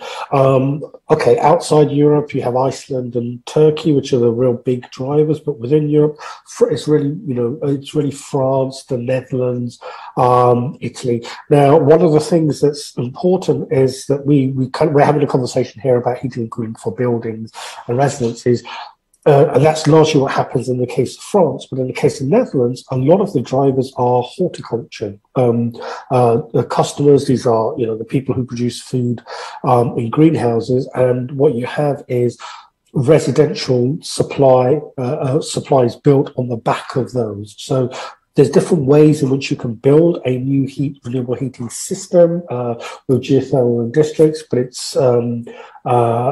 doesn't always have to be just around a building primarily. And I think that's an important thing for us to be thinking about, especially once we get into Central and Eastern Europe and beyond into places like the Western Balkans, the agriculture demand and their need for baseload heating and cooling actually could be the genesis for decarbonising residential buildings and rural communities much quicker than any of the policy thinking that we're doing at the moment.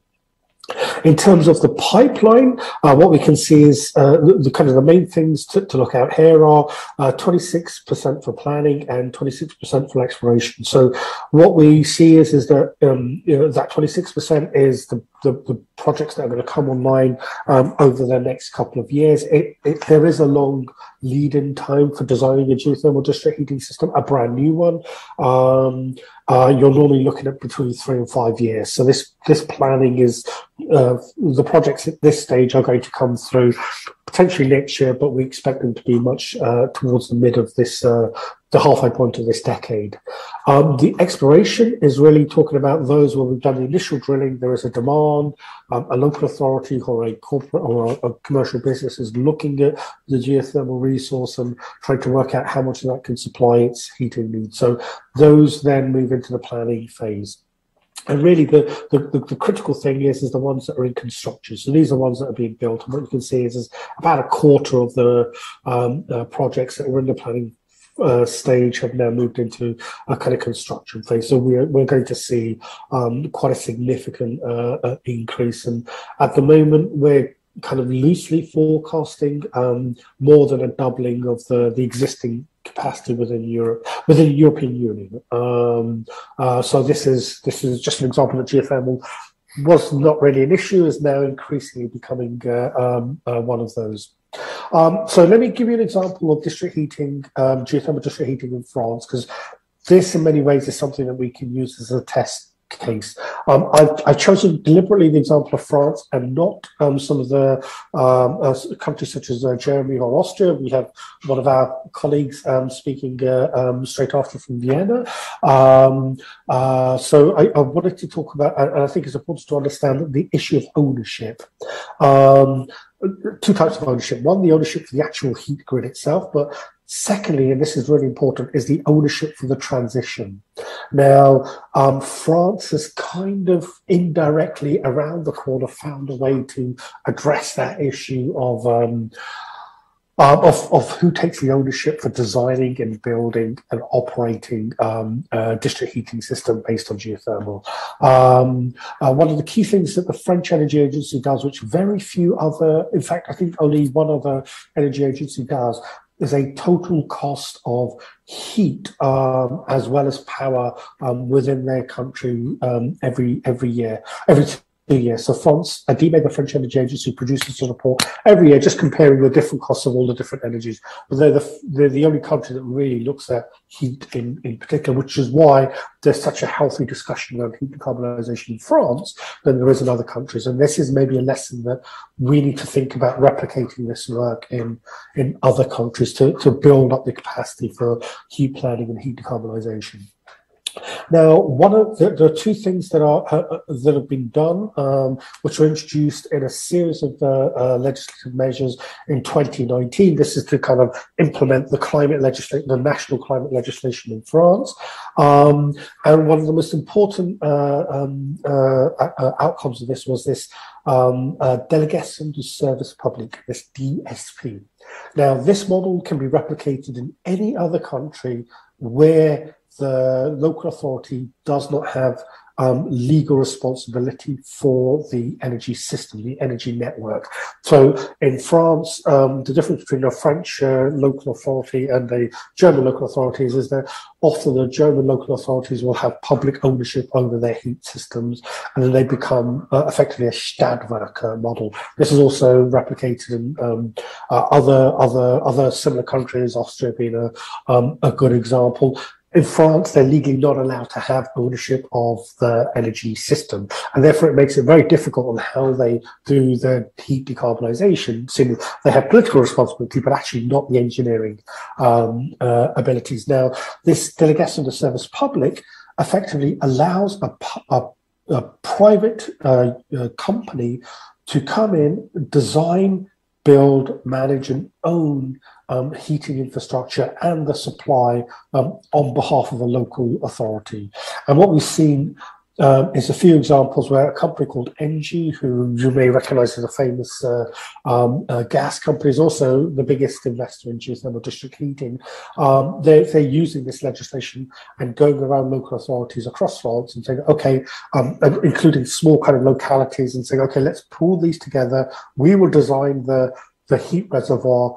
We will access the heat reservoir. We will do all the drilling. We will also build out a brand new district heating system for you. We will negotiate the prices so that every type of a customer is catered for, from those who are kind of commercial to those who are, for example, the most vulnerable, so that you have socially equitable tariffs. But they agree all of this in one big go, and then it's very easy to build out a district heating project. And the example of Rouen is very important, because this whole process of designing, constructing, building, and then operating took only 2 years. And what this shows is that if we are serious about rapidly rolling out district heating, but also geothermal district heating, you can actually do things in a much more accelerated timescale if we get the ownership and the direction aligned for that transition very, very early. This is a really, really important aspect for you. There's another example of this same process being applied to 4 Parisian regions. Again, the cost of this is a couple of, I think 1.5 million for Sipanek, and then different costs for all of the different little regions, from 600,000 for Patin to 200,000 for Lilalas. The key thing is that their heat networks are going to be much different, but the most important thing is all of the risk of this project is taken on by the utility, in this case ENGIE, which means that they're able to finance the project much more better, because they have a brand that's able to access private capital much better than the local authorities are. And in many cases in France, as in many cases across Europe, local authorities are not allowed to take on debt, which means that they have very limited scope to actually make the changes they want to have made. And equally important, they also don't take on the risk of the transition. They've effectively outsourced that risk, which means that the utility can go ahead and build because they have the guaranteed custom at the end of the project. So what's happening in France can be replicated almost, this delegation of the service public can be replicated in every single country which has a legal code very similar to the Napoleonic code in France. It's very simple to cut and paste this. It allows for local participation, local designing, and it also allows and it solves one of the big political problems, which I'm going to come on to later, which is the conflict you have between a gas distribution system operator, a DSO, who is responsible for the heat grid and the supply of fossils, and the local authority who's trying to change it. One has much stronger legal powers than the other, and that's the reason why the pace of change isn't as quick or as wide as one would expect it to be. That's the hurdle that we collectively as a community need to overcome. Let me give you two other examples, which I think are very important for you. The first one is if you already have an existing a district heating system in existence, and you're looking at modernizing it, the key thing to do is to look at whether you have sedimentary rock nearby. In most parts of Central and Eastern Europe, there will be considerable volumes of sedimentary rock. This is soft rock. And if you can design a system the way which our house in Denmark is doing, where 95% of the population is connected to the heat grid, the company that's developing the geothermal system there is doing without subsidy. All they have is a 30-year agreement between the city and the project developer that they will take up all the risk of doing the geothermal drilling, of connecting the geothermal resources into the existing district heating system. Where it needs to be upgraded, they will upgrade it, but they'll do so all of this without subsidy, because there is enough profits to be made or income to be reaped over a 30-year period from the demand that they're going to have. So this is cheap. It's the point I'm trying to make here. If you're able to enter into an agreement over a longer period of time, you can amortize the cost of producing geothermal district heating, which means that you can not only deliver a service, but you're actually effectively reducing energy costs in a world where we have inflation and much higher energy costs kind of reaping every single day. So this is a model that one would expect to see heavily used in country. We know this has been heavily used in places like Germany, but it should be replicated in places like Poland, Czechia, Slovakia, but also Western Balkan countries, which have Bulgaria as well, where you have big district heating systems which are looking at upgrading at some stage or another. This is the model to replicate. The other model that I want to highlight is the Munich one. There is a lot of information on Munich. It's in the Decarb Cities project, which has been mentioned earlier. It's the kind of the poster child for the geothermal local authority decarbonisation programs. One of the things that's happened just very, very recently, and this is something that we are taking a keen interest on, is the developments happening in Grunwald. There's a heat plant which has just been developed, a geothermal heat plant which has been developed, and this is effectively acting as the backup to the existing district heating systems which are operating in Munich and in Grunwald. And the idea is that effectively it's like shoelaces, it links the two district heating systems together. So if there's a shortfall on any renewable heating supply in any one of them, this geothermal heat plant will effectively plug the gap. Now, in terms of quick, short-term decarbonisation, this model here and this approach is the thing that we think is going to unlock a lot of the politics, because with geothermal, there's a degree of misunderstanding. There is an environmental impact with geothermal. You know, when you drill a hole in the ground, you have sometimes you have seismic activity, you have a lot of noise, you have dust.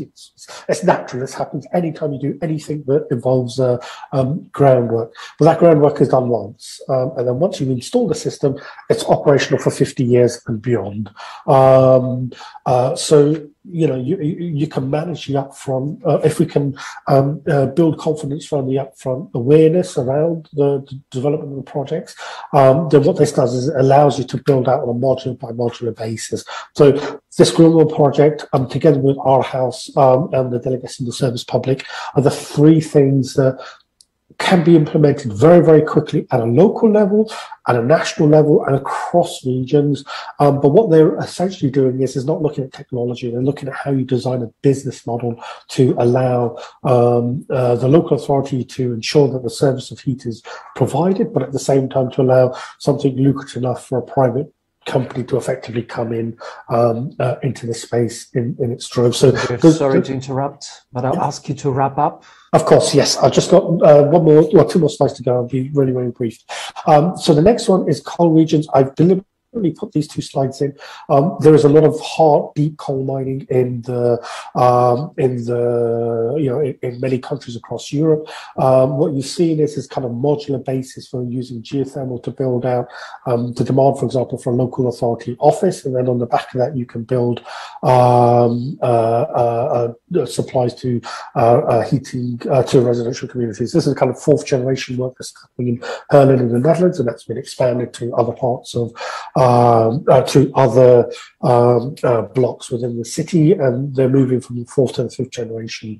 Asturias in Spain, this is the heartland of the coal industry in the country. Again, they've now closing down the coal plants, and as they're closing down the coal plants, they're basically supplying heat to university campuses and lots of other residential services. So they're building brand new infrastructure there, but it's done on a modular basis. It just means that you don't have to build everything in one go. If you're building a virgin district heating system, you can, do things on a modular basis, move on to the next one, which allows you to spread the cost, but also then allow you to start getting returns at a much different pace than one would expect. This is again something that can be replicated. This is my last slide, and this I think is the politics of the transition. I think this is quite important.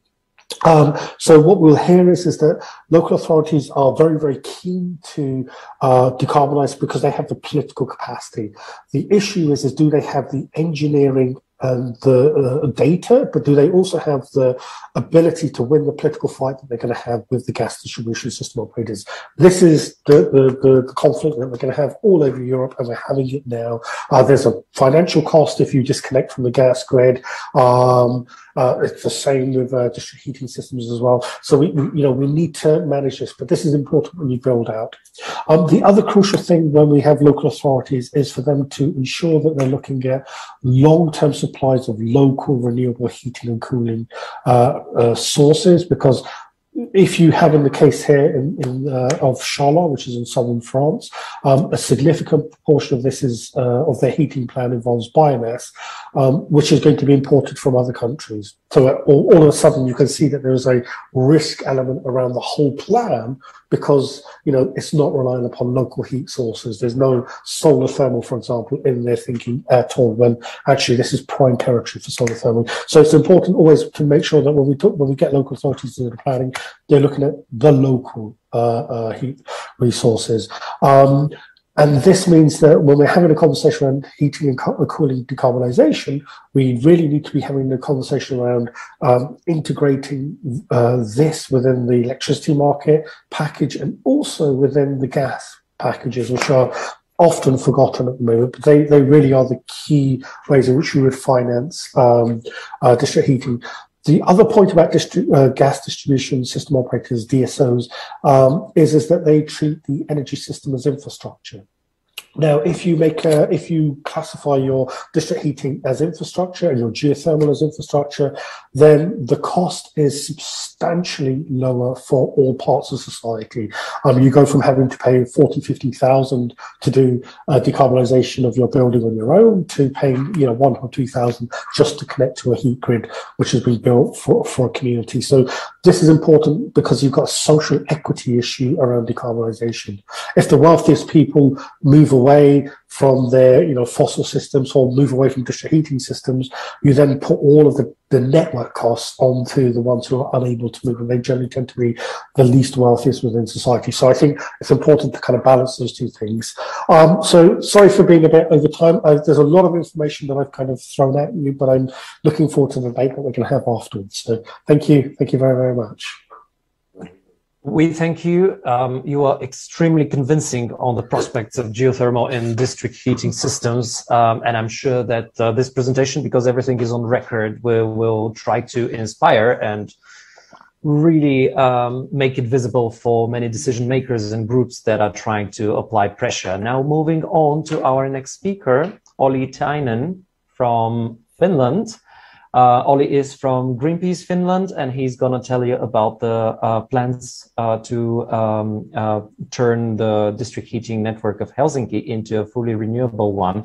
What I'm going to say now with completely unconcealed, evil and triumphalistic grin is that, when we hear the arguments here somewhere in South Europe that we simply don't have enough renewables to cover our district heating needs, and that we cannot restructure in a way that can respond to our seasonal and daily peak variations, I think that it's fantastic to just point out to Helsinki and say, look, one of the most, probably the most northern capital in Europe, very dark, cold place, is going fully renewable by, correct me if I'm wrong, 2030 or 2035. And the entire country of Finland is actually going to be carbon neutral till 2035. Again, correct me if I'm wrong. So, Olli, the floor is yours. Thank you. Thank you. And thank you for invitation. My name is Olli Tainen, and I'm climate and energy campaigner in Greenpeace Finland. I'll just share my screen. Yes, I hope the presentation is visible now. Yes. So so I'm going to speak about decarbonization of district heating here in Finland, and especially focusing on our capital Helsinki. So first I will run through the background on the general situation in Finland, how is the district heating now, and how it is in Helsinki. What are the challenges, or what has been the challenges in our campaign and in decarbonization of the district heating? And I will make a claim that the challenges are more political and even cultural than technological. Then I'll just show some examples that have been coming up within last 3 years, 3 years, and then lastly, what are the decisions, trends that has enabled these solutions? So first of all, the current situation in district heating in Finland is not so good, like you can see. Still 11% is done with coal, natural gas 12%, and peat, which is as bad as coal, is 10%. And then we have a lot of different biomass, as you can expect in this northern forestry country. But of course, our aim should be that we get rid of all the burning and beyond burning in district heating. Luckily, we will see that coal will be phased out practically by 2025, and peat as well. So 20% of the district heating with these fossils will be gone in few years and will be changed to other types. So background on the Helsinki. Here you can see the downtown of Helsinki, and the red dots implicate the locations of the 2 existing coal plants in Helsinki. So in practice, our whole downtown is between 2 coal plants, and at the moment still, Helsinki produces 45% of its district heat with coal. Gas is around 30%, but already now 11% is produced with industrial scale heat pumps that use wastewater as the main heat source. Together with other environmental NGOs, we have been working with the coal and district heat issue for almost a decade now. These pictures are from 2015, when we had a big campaign to close down one of the coal plants. And eventually we won that in 2015, when the Helsinki City Council voted to close down one of the 2 coal plants. After that, in 2018, we started a new campaign to get rid of the other one, the other coal plant. And back then our demand was that Helsinki needs to phase out coal by 2025, and also that it needs to go beyond burning to change the old habits of burning something for heat, that we need to find new solutions. We need to, biomass, there's simply not enough sustainable biomass in Helsinki to replace coal, and gas is not an option. So we need to find more alternatives than just burning. Major game change that happened in 2019 when Finnish government approved the ban on coal for energy use, and now we do have a law that says that after 1st of May in 2029, it is illegal to burn coal in energy for energy production. So that was maybe the biggest game changer that we have had in few years, because before that, the narrative was that we simply do not have any solutions. The energy companies, even here in Helsinki, said that they, before the coal phase-out law, said that, and the claim was made that there is no alternatives. It's too short of a time to find alternatives. We still need to continue with biomass until 2040s or so, and by 2050 we can maybe find something else. But when the coal phase-out law came, it meant that actually, whether the companies like it or not, they simply have to find alternatives. So the challenges, I think, and like I said, are more political and technological. During our campaign, we found out that one of the problems was that the district heating was and still is produced by one municipally owned company, which obviously has a total monopoly over production of district heating, and that created creates a weird situation where the energy company and the city might have totally different views on the future. And I think that for the company, it is, of course, hard to change. If you have been producing and you have been excelling at burning coal effectively in combined heat and power stations and providing heat and providing income for the Helsinki taxpayers, you are obviously proud. And the feeling was that they are the best burners of coal in the world. So it is definitely a big task to change the mindset, and it leads to failure to see the alternatives, and also to some extent the resistance to change. But luckily, the situation has now changed. That we heard a lot about geothermal from Sanjeev, and now Helen, the local energy company in Helsinki, is has started to drilling a pilot geothermal heating plant last autumn. So the change is happening, and it has really speeded up after the coal phase-out law.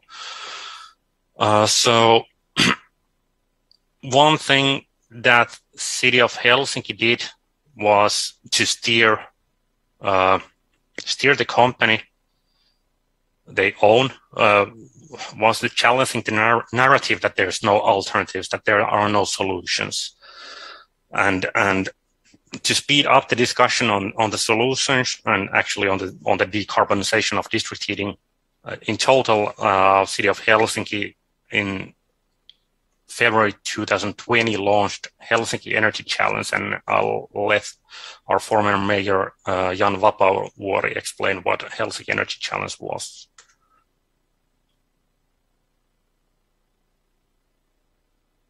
In Helsinki, we want to be a platform for pilots and demonstrations on systemic relevance, which helps us to save the world.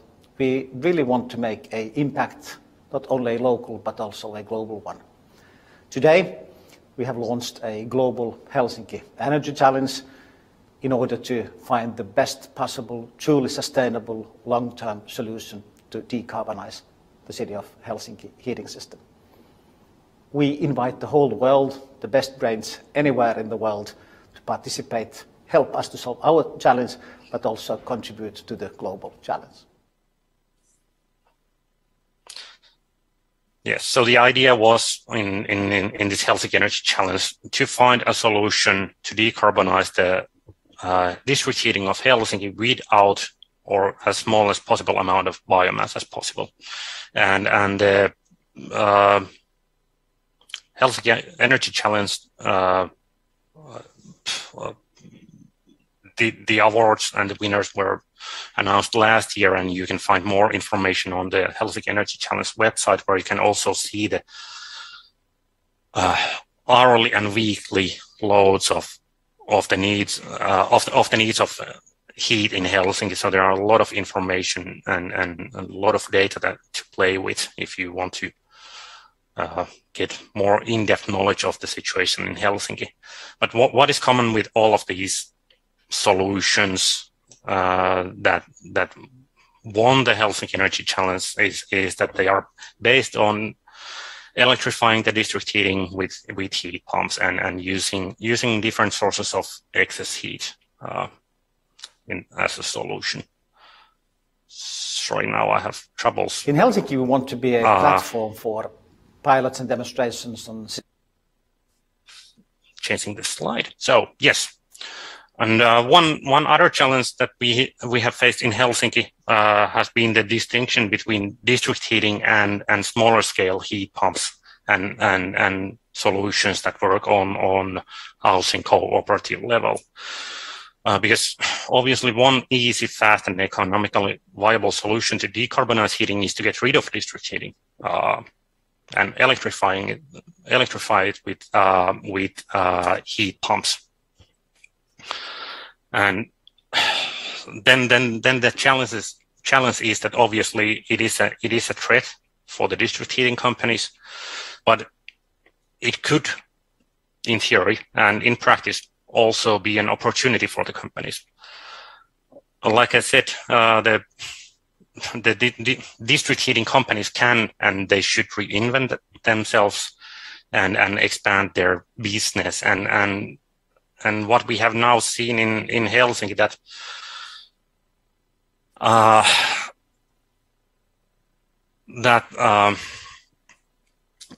local energy company Helen is already providing local like housing cooperative scale solutions and heat pumps, and they are kind of trying to take part of the business that there is already within taking part of the business of the smaller scale heat pumps. So in that way, it is these smaller heat pumps are not only threats, but they can be opportunities for the district heating companies. So yeah, here you can see the Helen webpage where they offer these geothermal ground source heat pumps for housing cooperatives. Other thing that Helsinki has done to help to decarbonize the heating is that in 2021, the city of Helsinki announced and started a program called Energy Renaissance.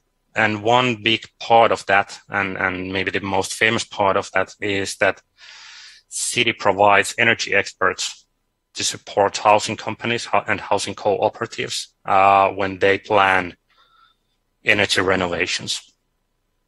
So in practice, Helsinki has hired 10 engineers to help the citizens to do energy renovations. And I can say from personal experience that it really works. Just last week, our housing cooperative, consisting of 95 flats, made a decision with the help of these engineers that it is more economically viable for us to leave district heating and turn into ground source heat pumps and exhaust air heat pumps with solar thermal collectors. So the renovation for us will start on January this year or next January. So this is one way to help decarbonize the heating, not necessarily the district heating, but heating in general. So then on the solutions,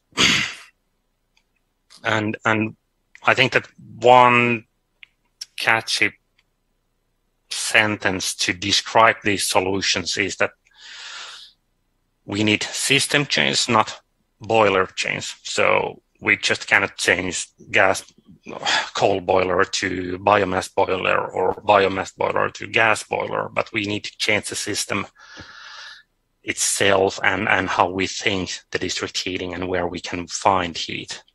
So it consists of rethinking the role of district heating company. Their task is not to provide heat done with burning something and then transferred via district heating network. Their task is to provide nice and cozy temperature, room temperature, and that can be done with several different ways. Heat is not produced only in a few big units in and around the city. Heat is practically produced everywhere. And then electrifying is the buzzword on this system change. Here, the new system is described by a program called Smart Energy Transition, which was a program to find solutions on decarbonization of district heating by Aalto University and Finnish Technical Research Center. So in practice, the concept of new decarbonized heating system consists of electricity produced with renewable energy and wind turbines, industrial scale heat pumps, seasonal heat storages, flexible CHP backup as a backup power, solar PV, and smaller scale heat pumps, and district heating network that works two-way and which is a lower temperature district heating network to increase the COP of heat pumps and to make it possible so that the district heat network can work in two ways. So first of all, we have seen within the last few years, we have seen new heat storage programs, heat storage projects coming up in Helsinki. Old oil caverns are turned into heat storages to make it easier during the peak load, so that we can use less gas and less oil during the peak peak times in January, February, December. Our neighboring city, Vantaa, just announced that they will build world's largest cavern thermal energy storage, so that they can get rid of fossil gas. So that they don't. The aim is to get totally rid of fossil gas in the peak periods. Like I said already, now 11% of the district heat in Helsinki is produced with industrial scale heat pumps, but that is going to increase. Helen, the local energy company, is building yet another industrial scale heat pump here in Helsinki. In Espoo, neighboring city of Helsinki, one way of getting rid of coal there is industrial scale air to water heat pump. The pilot project is first 1.3 megawatt heat pump, but after a pilot period, that the facility is planned to be to 11 megawatt sized industrial scale heat pump. Helsinki is even looking to use the Baltic Sea as source of heat. We are getting rid of one of the two coal plants in Helsinki by 2024, or actually both of the coal plants, and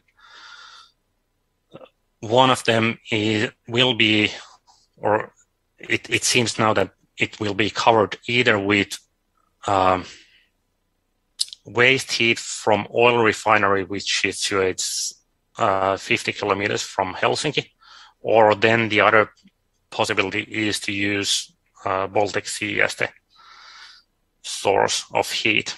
So Helen, the local energy company, has started an environmental impact assessment on the seawater heat recovery project.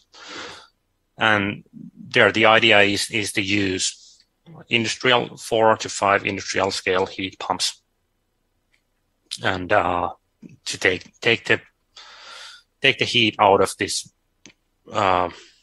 sea, which can be as low temperature as 2 degrees during winter time. So massive project, but interesting to see how it goes. Then one fast way to decarbonize the heating now is electric boilers. It's not the most novel technology, but it's simple and it is fast. Just last week, Fortum, the energy company, announced that in Espoo, neighboring city of Helsinki, they will build a 100 megawatt electric boiler to increase domestic carbon neutral district heating production. And their aim is to get this done by end of this year already. And it is partially answer to this current energy crisis caused by the war in Ukraine. And then regional and local district heating networks are one of the solutions that are described in the that was described in the picture I showed, but that will be tested. So in Helsinki there are 2 pilot areas, and one is already existing in Turku, in western part of Finland. So in practice, this means that new housing areas are built so that they can use regional district heating network, which has lower temperature. So instead of 100-degree water, they will have 65-degree water flowing in those district local networks, and that makes it easier for well, first of all, it increases the COP of heat pumps, and it makes it easier to find excess heat sources and take those into use. And then another example from neighboring country, neighboring city Espoo. So in March. Olli, if you can please wrap up very soon. Yes. 2 minutes. So in March, Fortum and Microsoft announced world's largest collaboration to heat homes. So in practice, they are building a data center that Microsoft needs, but the planning is done so, and it has been done together with the energy company with the aim that it would provide excess heat to decarbonize the heating in Espoo. So from the very beginning, it was a cooperation of these two companies. So what has enabled these solutions in local level? So first of all, Helsinki has decided to be carbon neutral by 2030. And that was done already, the decision already before Finland decided to phase out coal. So that caused the situation where the city of Helsinki had more ambitious plans than the energy company itself. Then there has been this willingness from the local politicians and the mayors to challenge the local energy company. And then there are several policies that favor heat pumps, and one of those is the Energy Renaissance program. And then there's also the possibility to rent space for boreholes from the city. This means that the housing cooperatives and housing companies can use the space owned by the city. So it makes it easier to find places for the boreholes. And then these, of course, in zoning, when we plan the cities, like I said, there are 2 pilot projects in Helsinki where these regional heating networks will be tested. Then on national level, the coal phase-out law, obviously, but then, of course, the fact that Finland aims to be carbon neutral by 2035. Then on European level, the emission trading scheme and the price of CO2, that has made the change happen faster than expected.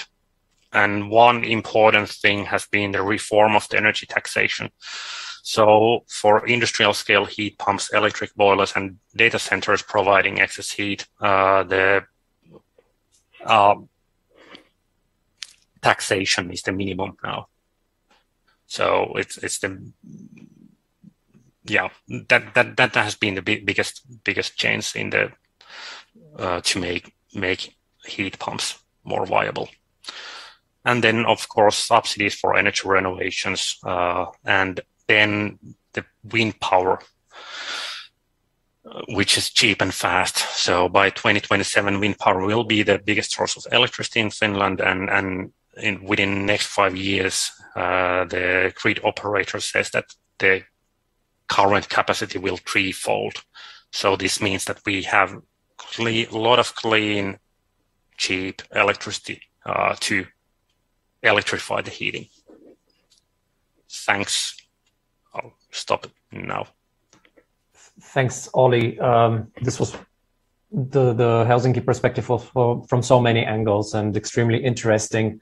Because we are a bit running out of time with our panel, we are immediately moving to our next panelist. So welcome to Mr. Alexander Balish, who is going to tell us more about the example and the plans of the Vienna district heating plan. Just a few more details. Mr. Balish is with the energy company of Vienna for more than 20 years now. And he's responsible for the project development in district heating and cooling. Also, he's been using his experience to develop the strategies for decarbonization of heating and cooling of Vienna. He's also spokesperson for the district heating in the Association for Gas and Heat. It is important that we also note that Austria is also a bit more ambitious compared to the rest of the EU when it comes to the decarbonization, because Austria as a country is planning to be climate neutral by 2040. Mr. Wallisch, the floor is yours. Thank you very much. I'd like to change to my presentation. Can you see the presentations? Yes, we can see the presentation. We can hear you well. Maybe just make it full screen for us. Yeah, I'm trying. Yes, should work. Sure. Works just fine. Okay, thank you very much for the invitation. Okay, I can't see anything. Do you see something beneath the white screen? Ah, okay. So because it is, I haven't seen that it is animated. I'm sorry. So who we are? We are the local gas, electricity, and district heating and cooling provider in Vienna. We are owned by the city of Vienna, and so we are working together with the city of Vienna on the plans on decarbonization of the city in Vienna. But also we are as a company interested in energy supplies and energy efficiency, and we have 2,100 employees. We are running waste incinerations, CHPs. We are running the district heating network, and we are providing services to energy-related services. Also, we are looking in photovoltaic, wind power. So we are very broad interested in energy in Vienna. So looking into Vienna's decarbonization plans, we also want to decarbonize Vienna till 2040, and there are some major points we want to achieve. So we see that district heating is very essential for the decarbonization, for achieving the decarbonization. We want to expand the district heating system, and on the other hand, we want to decarbonize the district heating system itself. I will come to details later. But there is also the need of a regulatory framework. We are now getting a new regulation on a renewable heating law, which will help us to get a big step forward in the heating sector. Vienna is very gas related in the heating, and so we need to move on to get the regulatory framework to get rid of the gas in the heating. This will need also a significant investment, not only by Wien Energy, but from the whole society, in building insulation, in changing the infrastructure, in the expansion of the district heating, in the photovoltaic, and in the charging infrastructure. And what we see also that the electricity import in Vienna will rise. So we don't have the possibility to have. We will have a significant raise of electricity production in Vienna due to photovoltaic. But on the other hand, we see that CHP will decline a little bit, or will decline. So therefore, the energy production in CHP in Vienna, in the city, will decline. So we see that we will have to build up more electricity production outside of Vienna to have the supply. And for the waste incineration, we think that carbon capture would be one, is the possibility to get also the CO2 eliminated from waste incineration. and we believe that waste incineration also in the future is a very important technology for the district heating.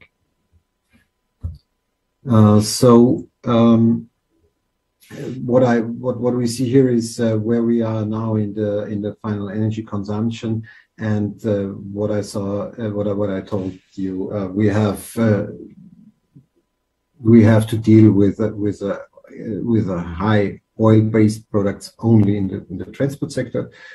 So there is only one way to get the way of that is electrical mobility, electromobility, and we have a lot of gas in the heating sector. We need to change with heat pumps and to build up district heating to get rid of to make the decarbonization happen.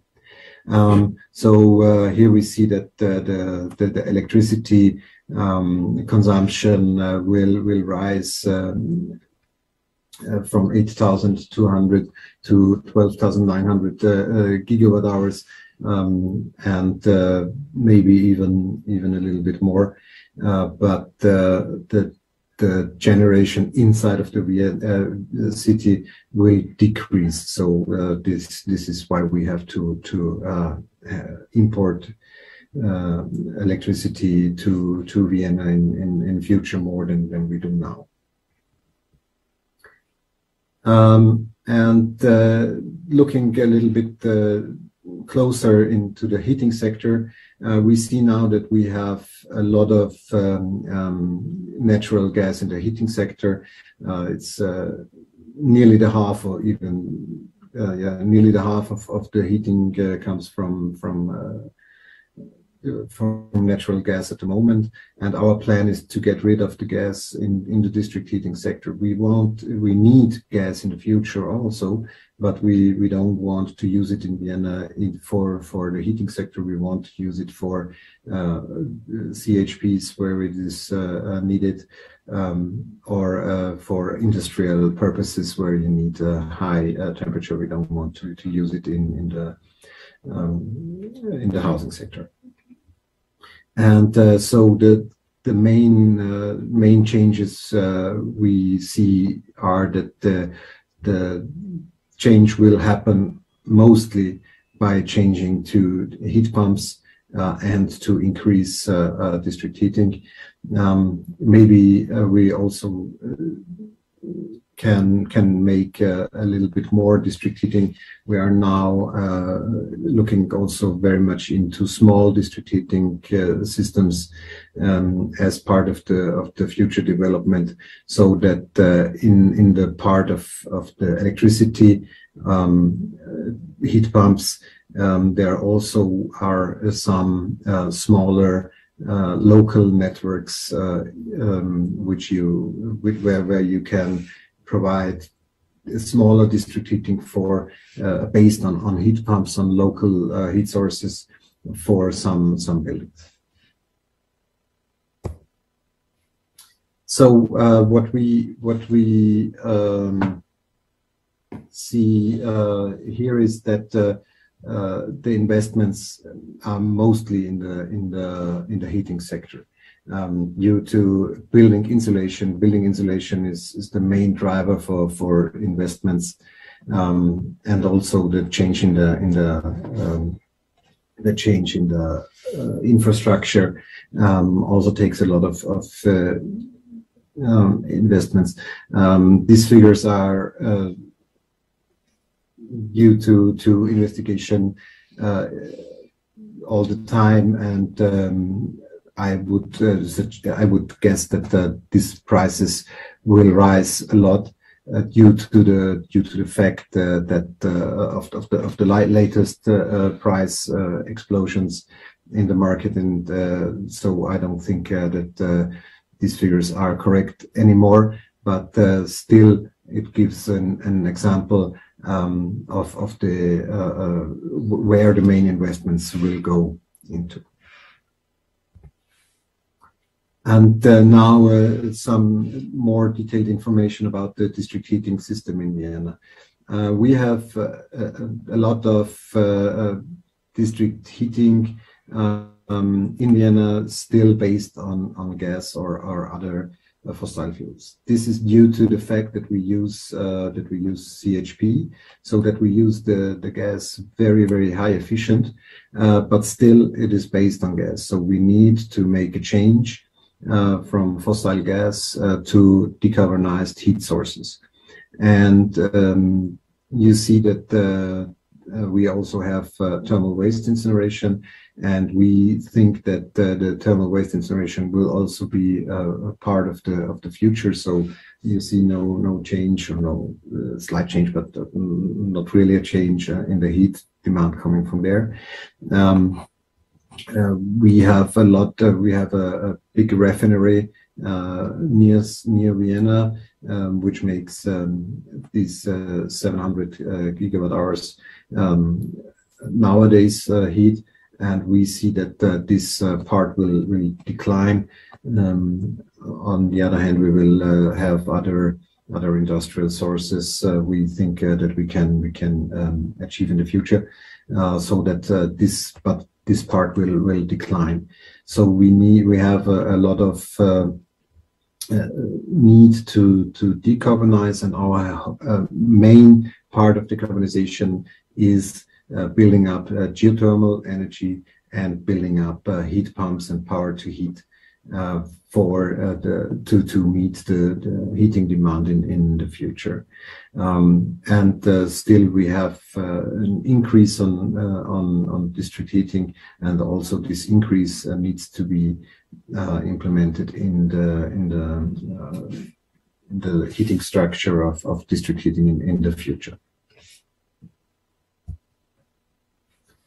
So what we are looking in is we are investing a lot in digitalization and to be able to connect the sources and also the heating demand in future. We see that we have a lot of more.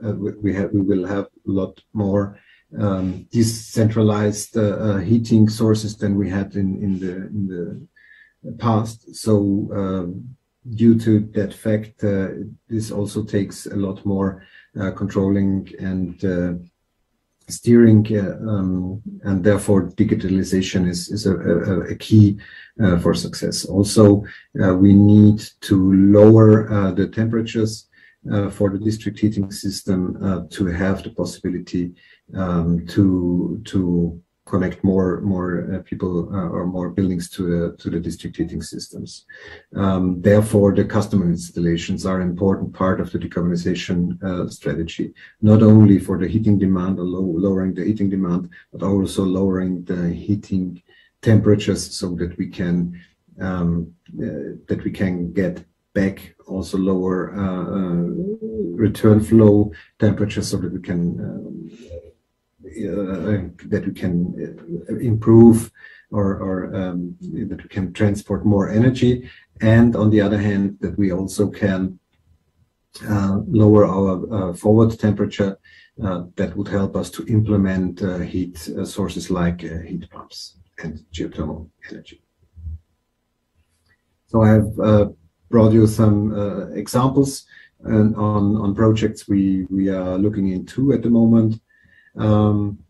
This is an example. We have the seat of the UN, one building office in Vienna, and we now connected their cooling supply, and we take the heat before the recooling facility of the cooling station of the UN, and there we installed 3 heat pumps with about 4 megawatt thermal capacity, and we take the heat from the cooling and we rise the temperature, and then we can supply the heat into the district heating system. This is a very interesting problem is with this kind of sources that you are limited, because these sources are mostly in summertime available, when the cooling of the building is working the most. It is also available in the winter, because they also have smaller calculation centers, but still the most heat we can take in the summer. It is under operation since 2021, and it is working very good. So that led us to a huge heat pump where we take the heat out of the sewage treatment plant. This will have in the end phase 110 megawatt, and this is really a huge project for us and for the district heating system, where we can show that we can make the transformation to our decarbonization, where we take the heat out of the sewage treatment plant with heat pumps. We can deliver 90 degrees into the district heating system and supply the district heating system with the heat. And the third part we are looking in is geothermal heat. We have made a larger project on looking into the ground to have the information where we can find heat, and there it is shown that that we have capacity in Vienna, or underneath of Vienna, and a little bit outside of Vienna. So the plan is to build up the drilling holes till 2025, 2027. We think we can have the first geothermal energy delivering the heat for the district heating system, and the target is to build up till 2030 120 megawatt. What we see here, that the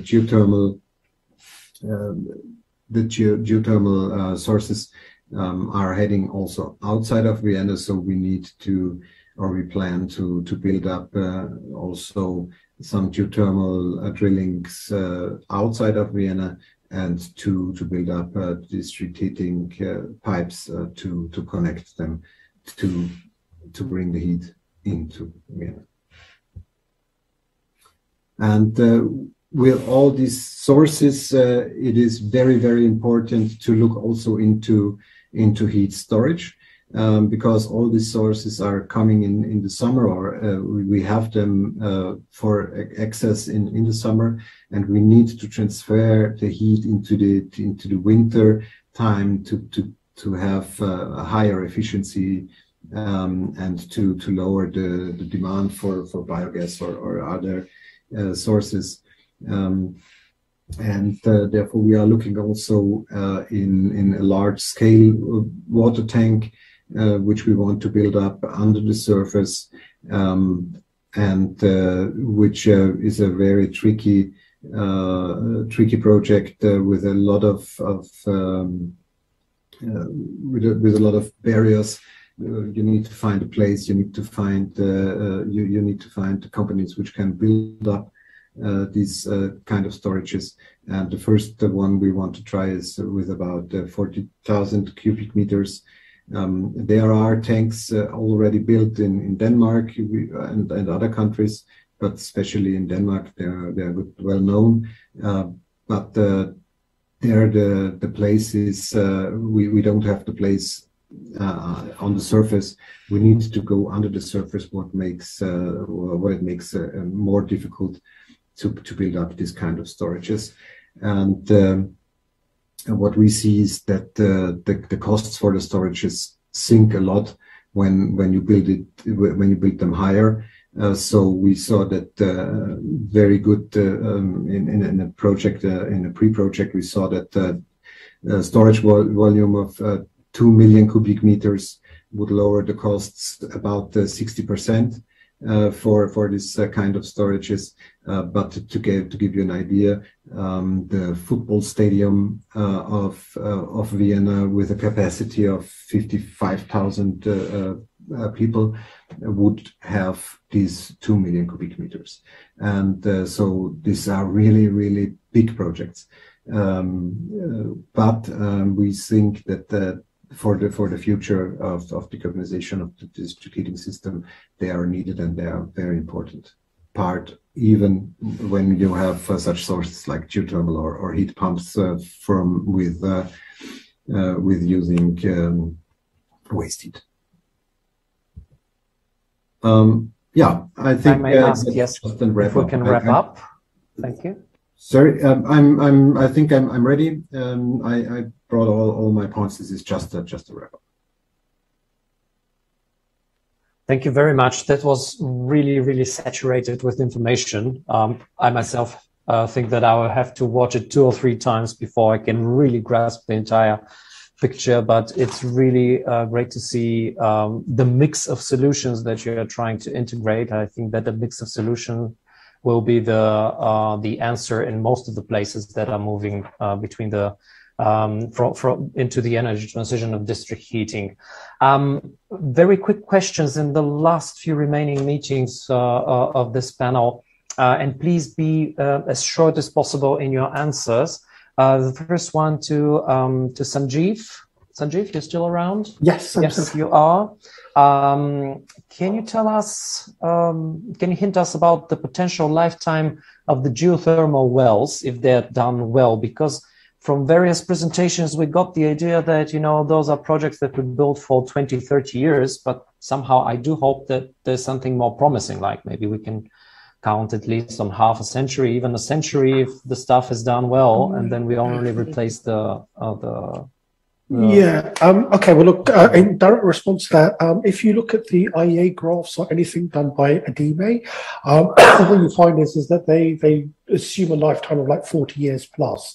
And the reason why the cost is so cheap is that you're effectively not having to replace it over the lifetime of the other renewables. That's one of the key things. And just to illustrate this one, all the geothermal wells that were drilled in the 1980s when France first went into geothermal heating, they are still fully operational in the Paris Basin today. So that's what, it's 50 years. That's promising. We have real life experience. Okay. So where do you see the low-hanging fruits related to geothermal and district heating in the Central and Eastern Europe and Southeastern Europe? Can you, you touched a bit upon this in your presentation, but can you outline it very, very quickly? Yeah, very, very quickly.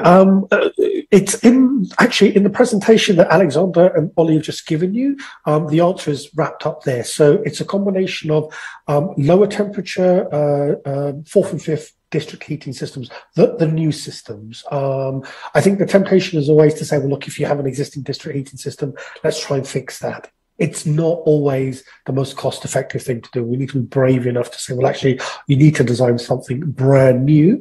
And when you design something brand new, you have a lot more scope to play with deep geothermal, but also what we call shallow geothermal. So, you know, there's a lot of conversation around heat pumps, you know, where you're kind of drilling like 100 meters, 200, 300, 400 meters down. Those are the kind of things which are quite straightforward to do because of the planning constraints. So they're quick to implement.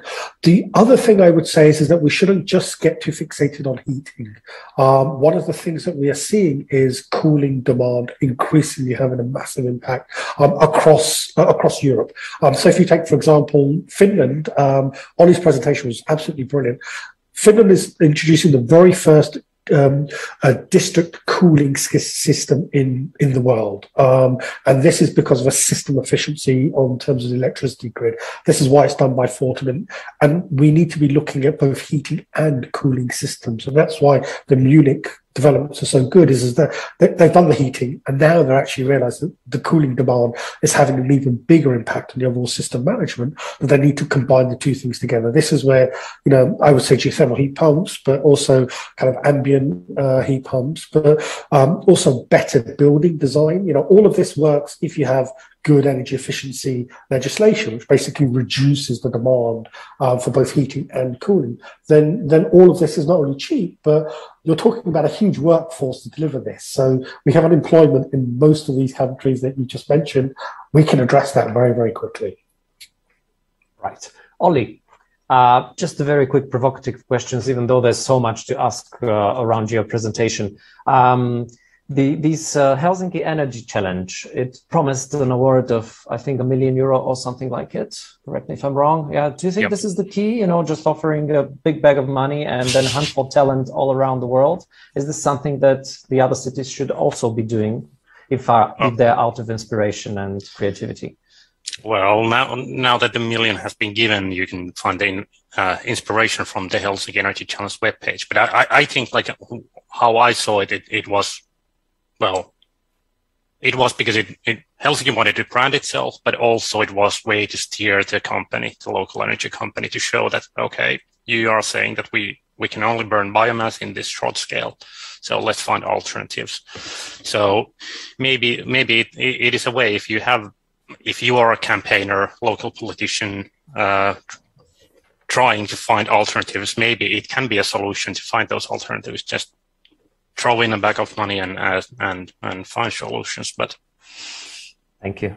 And to Mr. Valish, I have two very quick, I hope, questions. One is the 2040 target that you have set to become net zero in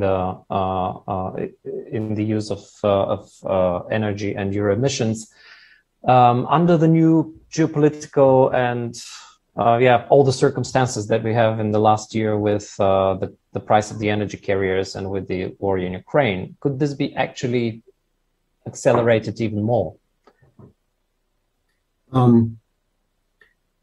Yes, I think it accelerated also already the drive in the regulatory base. The law we are awaiting now was earlier than it was expected, and much more it shows the need. It's not only that it accelerates the speed, because 2040 is really fast for the huge work we have to accomplish. But it shows that we need to do it much more than it accelerates more. Right. This leads me immediately to the second question, which is on your interim targets, because very often, you may have the aim to be at net zero by a certain year, but this doesn't mean that you don't make a very huge jump. Like very often companies can actually achieve, 80-90% decarbonization already by 2030. Maybe you tackle this in your presentation, but can you outline this again about the interim targets? Where would you be, for example, in 2025, 2030, even 2035, because those are very key years in this extremely challenging decade ahead? Yes, there are some goals in between. I can't give you the exact numbers, but still it is to see that till 2030 the time is very short, and so the jumps we can make are not that far. So that the goal is rising. So I would guess that we will have about 35% of the goal achieved until 2030, and the rest of the 60% in the remaining 10 years, or even 30 to 70%. That was a very realistic answer. Now, one last question, and it's about because here in Central and Eastern Europe, everyone would say, oh, but, Austria, Vienna, super rich city in a very high income country. We can't do that. Is it really only a matter of being rich, or is it a matter of just having financial common sense when you plan your transition? And the good planning can actually allow even the middle income countries from Central and Eastern Europe, in your view, achieve energy transition in a timely manner? This is a really hard question. I think that sure, it is. It is also. Sure, it is needed that you have money for taking the investments. On the other hand, what we see now is that the prices for energy are so rising that when we don't act very quick, then we don't have the money for the investments. I think it is a question of priorities, where we want to spend the investments we have available.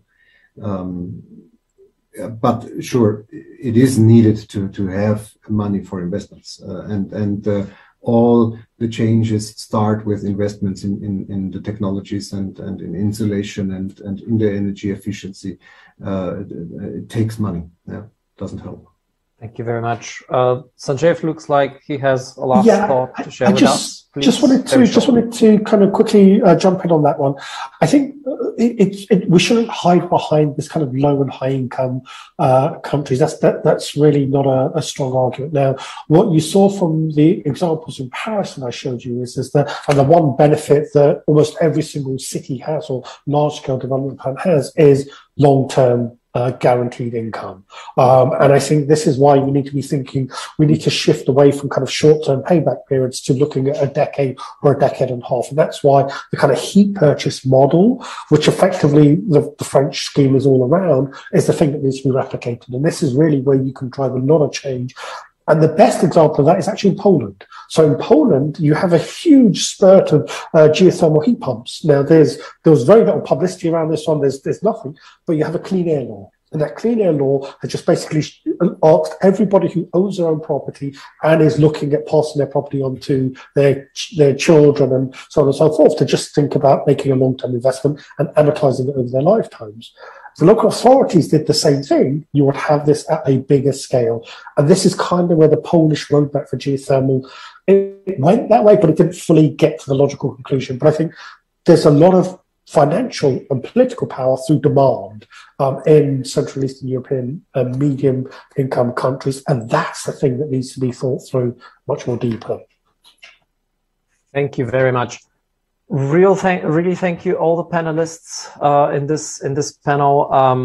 We are again going to continue almost without any break, but honestly, the day is so interesting. I have no regrets for this. Please be back here in 3 minutes so that we can start sharp with a panel discussion with some practitioners and NGO colleagues so that we can speak about the potential decarbonization strategies for the Bulgarian district heating networks and a little bit broader beyond towards the CE region. Thank you very much. See you in 2-3 minutes. Thank you.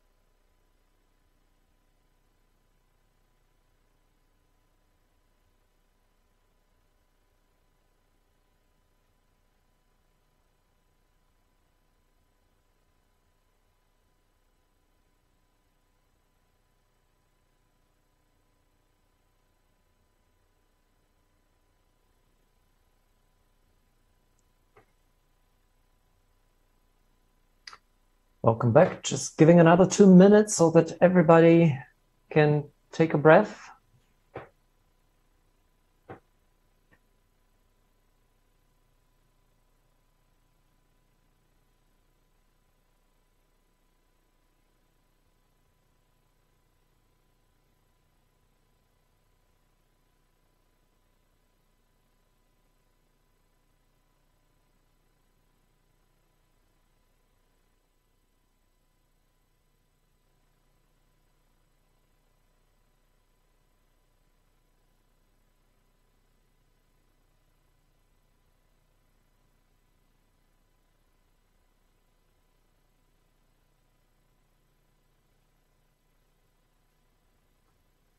Welcome to our panelists. Welcome to my colleague from CE Bankwatch Network, Morgan Henley, and good afternoon to everyone who is joining us just now. We had very intense morning of panel presentations, and now we are moving to a part which is going to be more discussion on the way forward related to the district heating networks. Focus is Bulgaria, but please keep in mind that we are going to take a look also beyond. I'm Gennady Kundarev from E3G, a climate change think tank. And with me, my colleague Morgan Henley from CE Bankwatch Network will be helping me to co-facilitate this session. Morgan, please present yourself, and then we'll say warm welcome to our panelists. Hi, thanks for having me. My name is Morgan Henley. I'm based in Prague. I work for CE Bankwatch, and I'm a campaigner on decarbonizing the heating sector in CE. So that's mainly focused on district heating. So really excited about this panel today. Thank you, Morgan. Well, again, warm welcome to our panelists. We are going to have Mr. Boyan Kusurov, who is managing Downforce Bulgaria, and Mr. Georgi Georgiev. Milena Rashevsky is from the Zero Energy Buildings Institute in Bulgaria. Initially in the program, we were expecting Mr. Francois de Berg, who is country director of Veolia Bulgaria, but we had a last-minute change. So welcome to Denislav Denchev, who is executive director of Veolia Energy Varna, the district heating of Varna. Annika Lundgade from Green Transition Denmark, and Mr. Angel Kirov from EVN Bulgaria, Plovdiv District Heating Network. He is managing the sales department there. The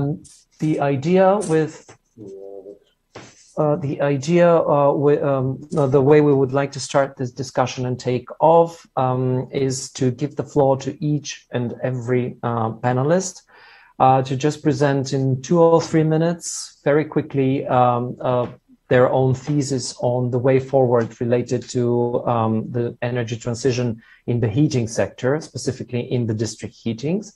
I don't limit this only to Bulgaria. You're absolutely free to give us this warm-up of the panel discussion.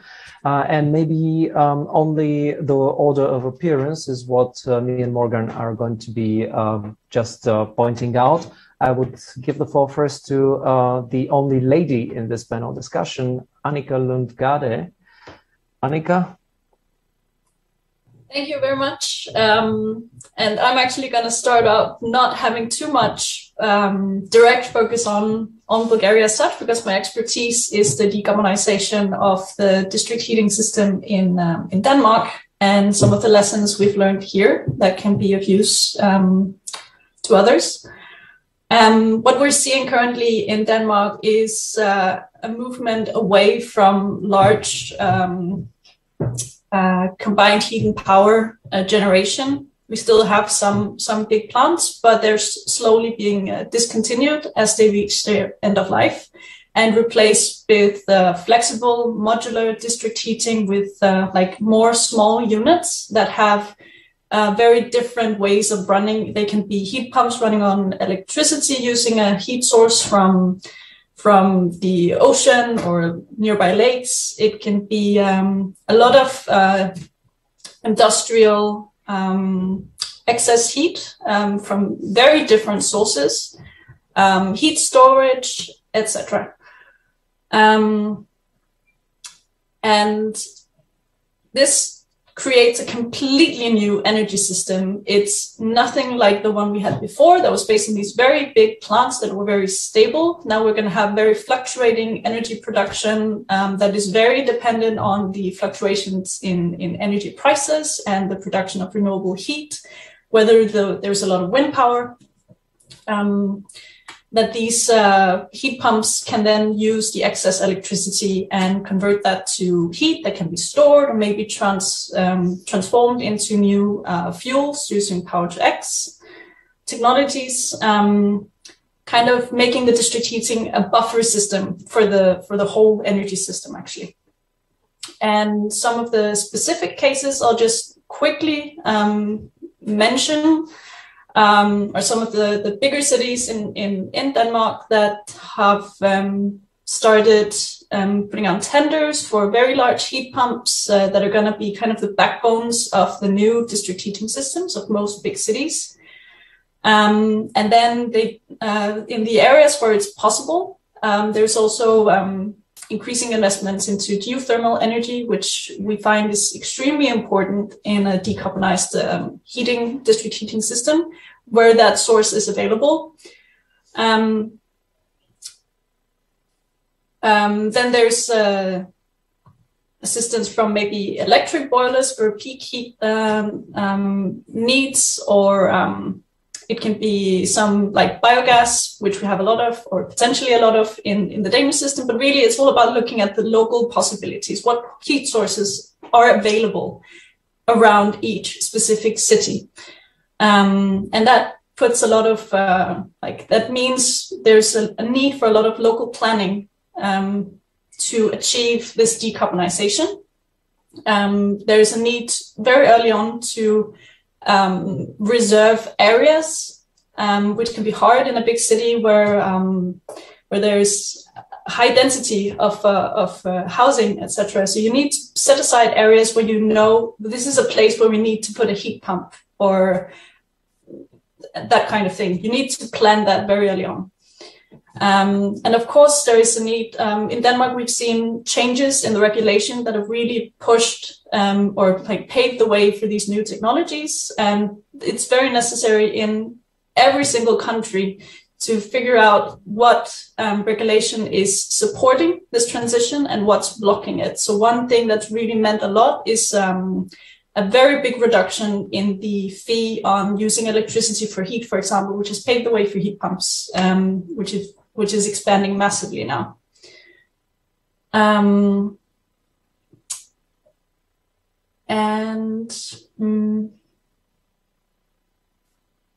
I think I'm going to stop there, and then I'll see what the others have to say. But that's some of the lessons that we've learned so far, as we need flexible, modular district heating that can utilize many different kinds of heat sources, which is very dependent on the local opportunities.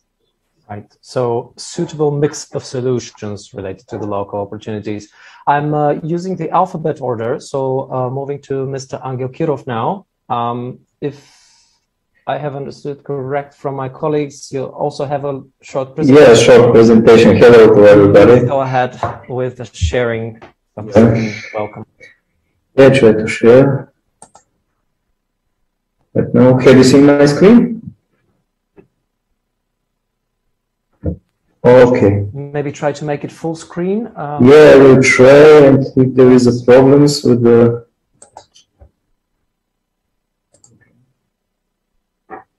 Yes. Is there a problem with the slides change? It all looks good and we can hear you well. Yeah. Okay.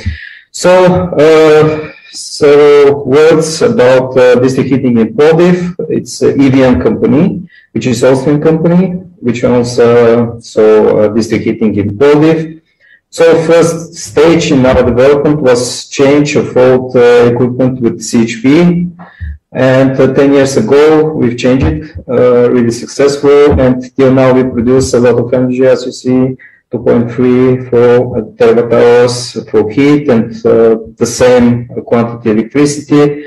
at the price of 3 times less CO2 emissions than when we compare with electricity in national energy mix. The second stage, which we complete exactly this year, we start in operation with new big hot water boilers, and they completely change the production installations that we have. So as you see, emission monitoring show a little really good results with emissions, NOx emissions and CO2 emissions, which are really low level, which also was successful.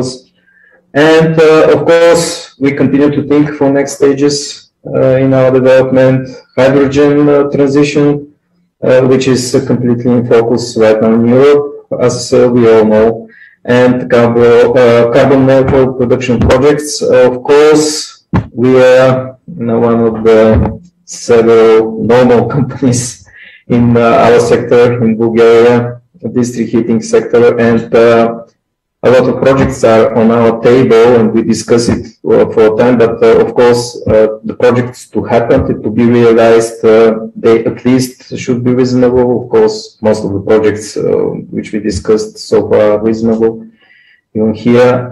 And of course, they should be feasible from an economical point of view. And we hope that with new Green Deal that is coming in Europe, we will have a chance to realize more projects, which will give us to the next stage, as we mentioned here, hydrogen and heat pumps and other technologies that we've developed even here in Plovdiv. About our grid, which we think that the grid, of course, is could be a center of decarbonization of energy consumption, because it allows really to act in energy consumption in the city, decarbonized production. So what we have, most of the regions in Plovdiv are supplied 125 kilometers grid and 1,000 and more than 1,200 heating exchange stations.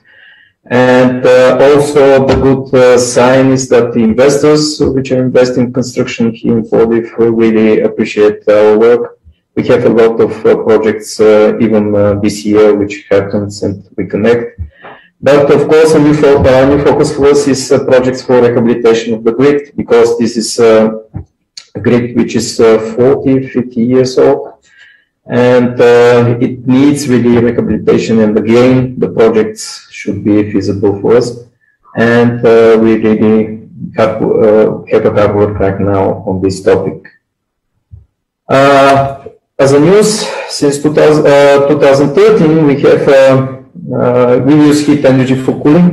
These are the first projects in Bulgaria with district heating grid. Included in such kind of projects. Right now we have 6 buildings which are supplied with cooling. We use absorption machines for this purpose, and we have 2 hotels for office buildings, 3 office buildings in fact, and municipality Trachea, which are the first consumer of cooling.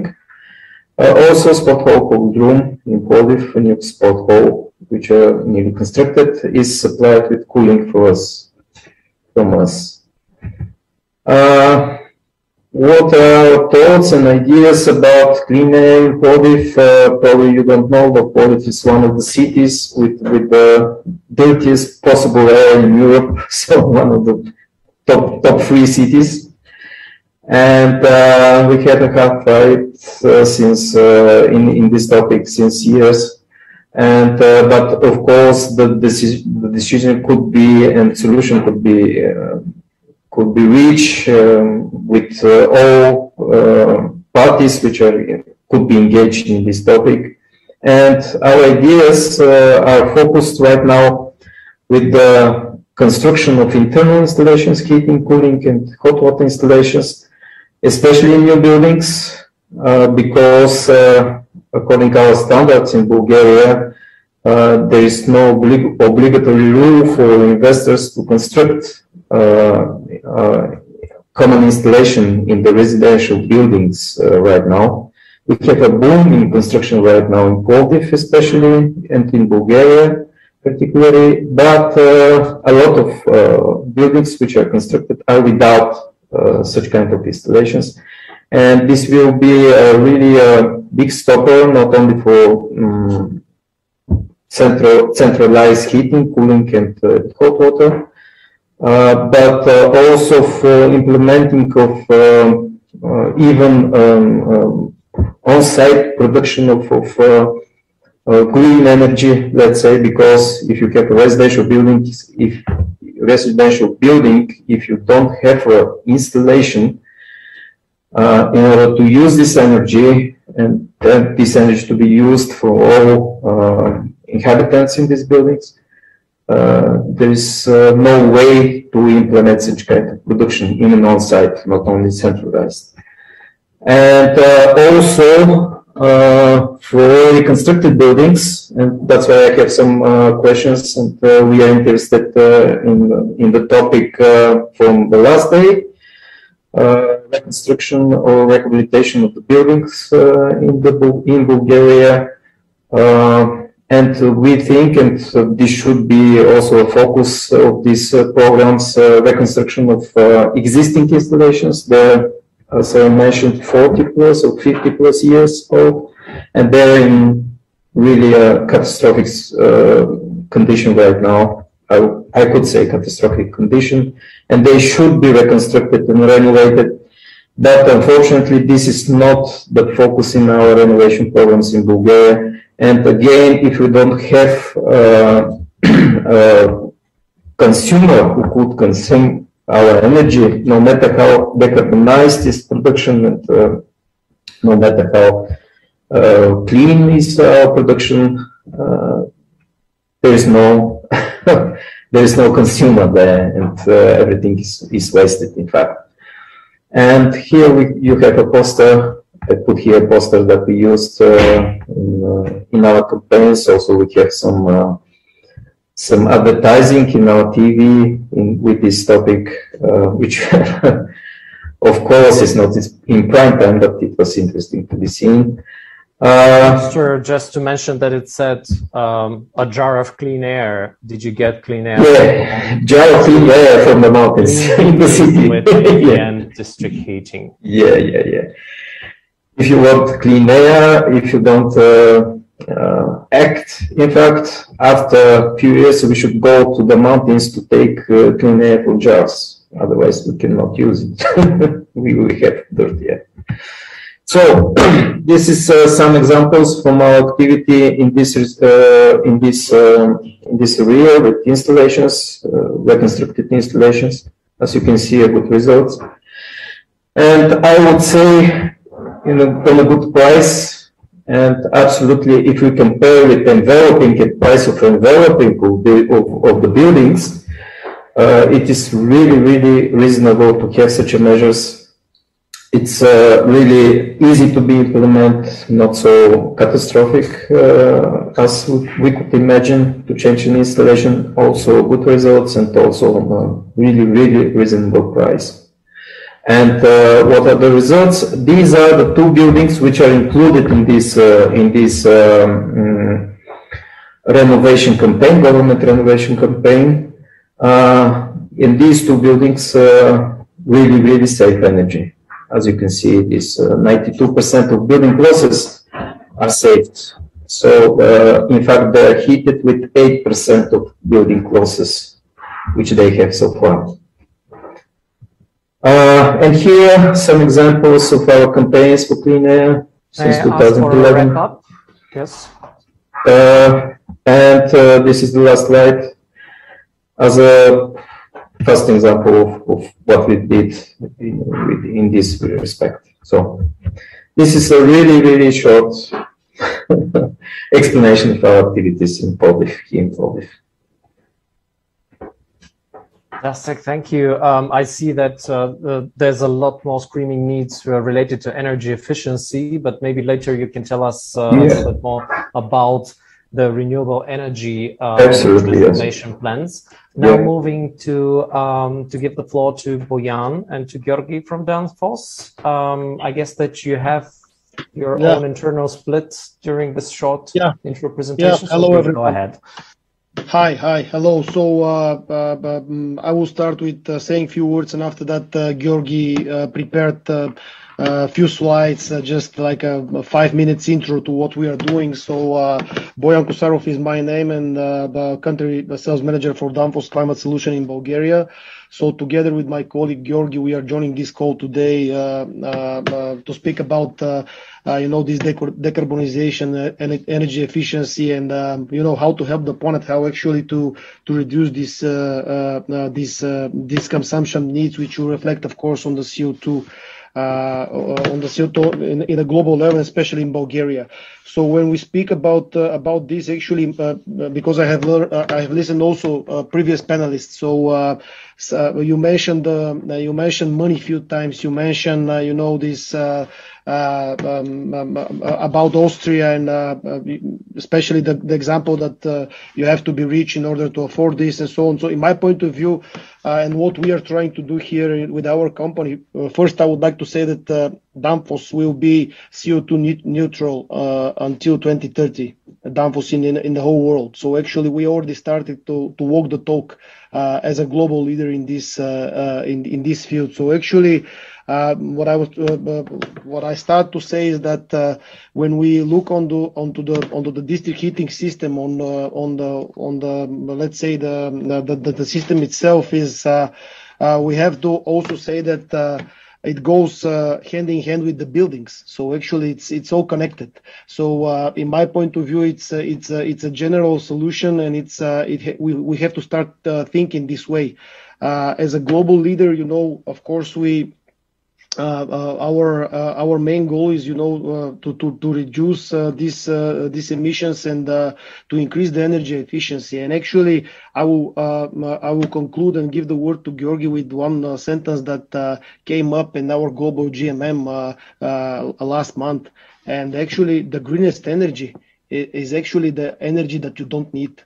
So actually, we have to focus how to produce and how to actually take the energy what we need, and actually we have to focus that we don't waste energy. So this is the key.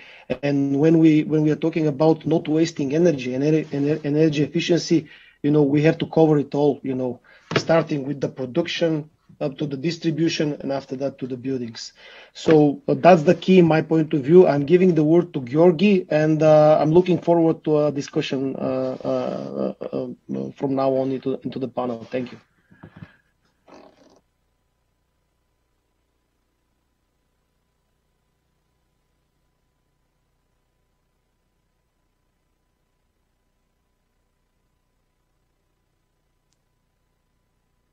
Okay, you're still muted.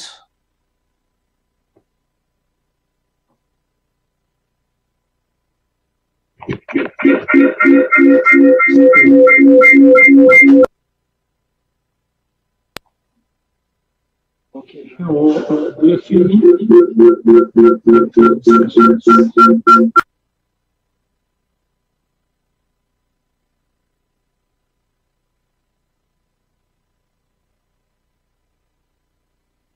I think you can try again, because I see that. Hello, everybody. My name is Georgi Georgiev. Do you hear me? Perfect. Yes. Okay. Probably now is better. Just to share my screen. Do you see my screen? Not yet. Not yet. Now? Nope. Maybe we can try to have the presentation on here, and you'll just, if you have already sent it in advance. I know we don't have your presentation. So. Yes, just a second to try again.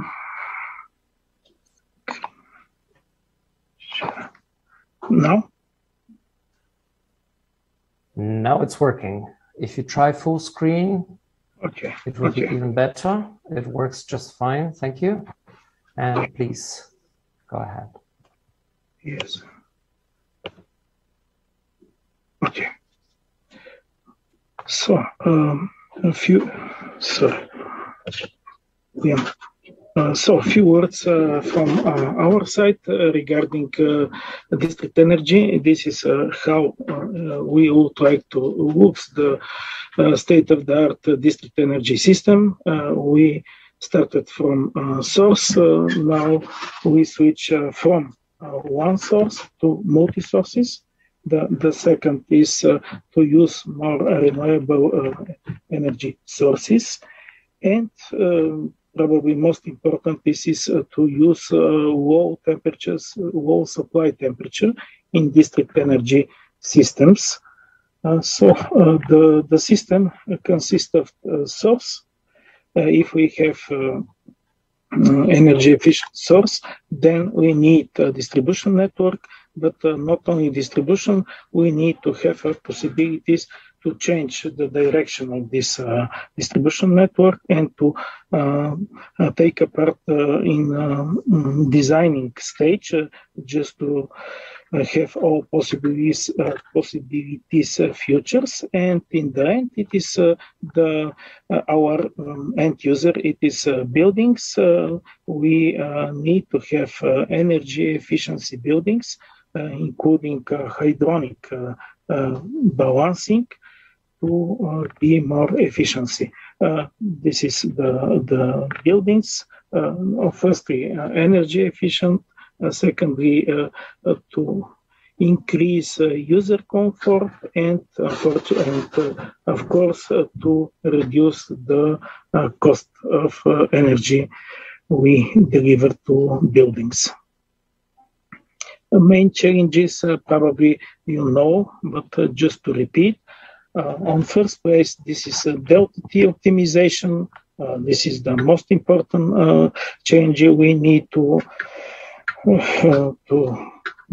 and after that it is optimal network design. In fact, we already have it, these networks, but we can change somehow part of them to be more energy efficiency, use energy saving obligations from EU legislations, and finally we need to have in our view peak energy demand. All these challenges we can decide to solve with softwares. Now is the right side to use software optimizations. Software optimization firstly on plant, secondly temperature optimization of supply network temperature, dynamic network modeling. This is online to make this energy efficiency modeling of network, and monitoring and control of buildings, and finally of apartments. That's all from our side. Thank you very much. Thank you. Let me see if we have our next speaker on board already. I don't see Mr. Denchev yet, so we're moving to Milan Rashevsky. Milan, please. Hello, everybody. Thank you. My name is Milan Rashevsky. I'm architect. I'm collaborating in Institute for Zero Energy, a non-governmental organization based in Sofia. So I would like to share just one slide that I prepared in the last 20 minutes while listening, because I saw that most of you have some presentations, and I think that only in one slide I can say all I need to say. So let me see. Right. Sharing. Right. Do you see this screen? Okay, right. So we're mostly dealing with solar district heating, and we try to make technology transfer. We are very well familiar with the Danish experience. We were maybe 6 or 7 years ago, we were in Denmark and visited several of the solar district heating plants there. And we were quite enthusiastic about what we saw, and developed further the idea. Right now, we are having talks with the Sofia district heating company and with the Pernik district heating company in Bulgaria. Sofia district heating company is by far the biggest district heating plant in Bulgaria. And there are already signs that there would be some feasibility studies, and the management is already opening to some new ideas. But I don't want to say more until something happens.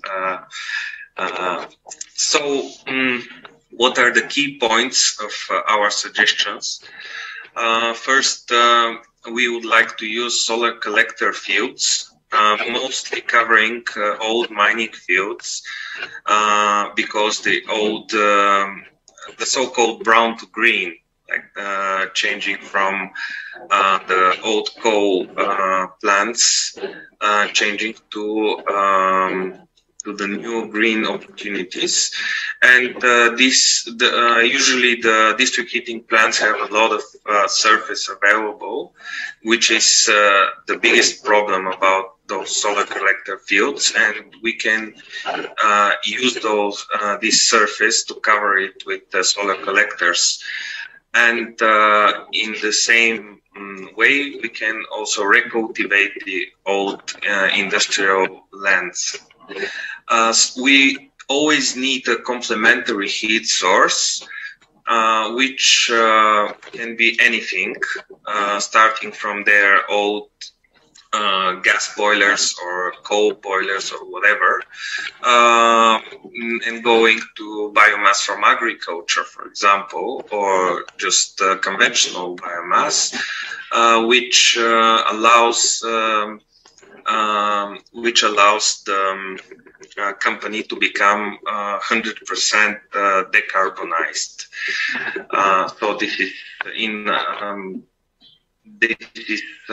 our view the best way to 100% decarbonized district heating in Bulgaria. We would in this way we would need seasonal storage. The capacity of those storages is usually between 30 and 45% of the total winter demand for heating. So when we talk about seasonal storage, it doesn't mean that we need to cover 100%, because we have a simultaneous use of what is produced in the winter. The collector fields produce also in the winter. A very, very important point in this scenario would be a 5G low temperature grid, which can be used for heating or cooling. It has a very low thermal losses. It can use the ground thermal capacity, and it has also a lower investment cost, because the temperature in this grid is usually somewhere between 15 and 25 to 30 degrees. So it's a very low temperature grid with a higher diameter of the pipes, but it has a lot of benefits. So in order to cover the different demands in the different buildings, we would need to install local heat pumps in the connection points of each building. And this local heat pump would increase the temperature flexibly, depending on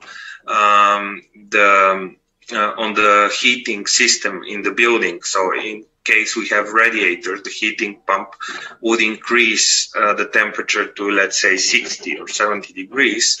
And if we have fan coils, to 45, And if we have hydronic floors or ceilings, then it will increase it to 30 or 35 degrees, and it will give a lot of flexibility to the whole grid. The connection points are usually property of the district heating companies themselves. So this allows fast decarbonization of the whole system without accessing private property. That's very important. And it can be also simultaneously used for cooling needs. Let's say in October, a fully glazed building would rather need cooling, and a residential dwelling next by would need heating, and the grid can supply both of them simultaneously. And not last of all, this kind of low temperature grid offers better opportunities for incorporation of low temperature sources, let's say waste heat or sewage water or industrial heat or whatever it comes, because it operates in a very low temperature part. So that's all from me. We expect and we hope for good news from the district heating companies here, and give the floor to the next one.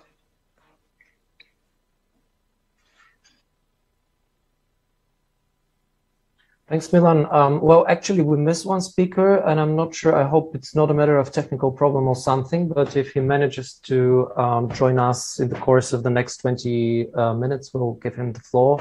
I just wanted to basically allow everyone to pose questions to each other. I do have a few things in mind. I'm sure that Morgan also is itching to ask some questions.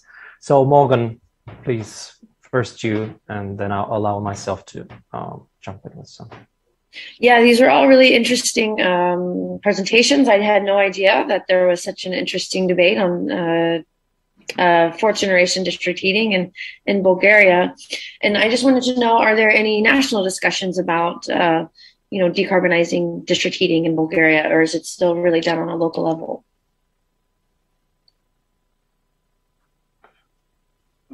I can go for anyone.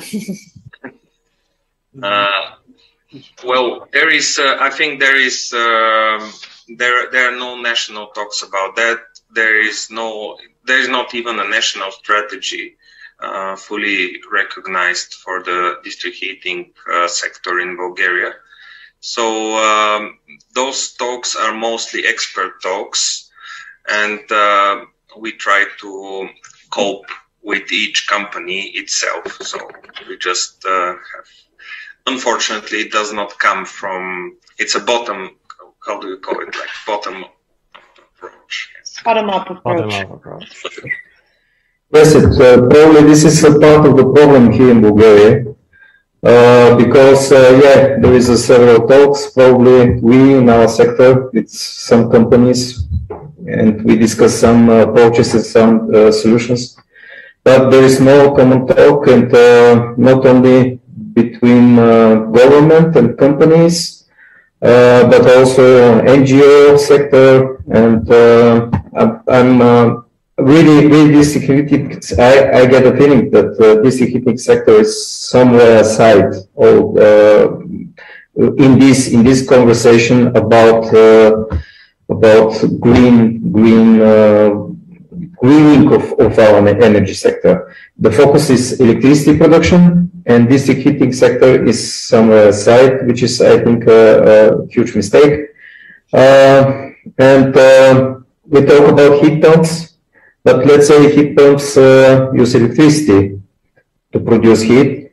And I saw such kind of calculations on a European level, but if you put in one bunch what we will need to move heating basically to electricity, and what we will need to move transportation, let's say, into electricity, and on other side we put production capacities that we have right now, and if we take in mind that a huge part of this production capacity also should be changed because the coal or whatever other source they use for production, then we will see that we have a big gap between needs in 2050, let's say, and production capacities in 2060, in 2050, if we don't do something. And I think that district heating is a big chance to really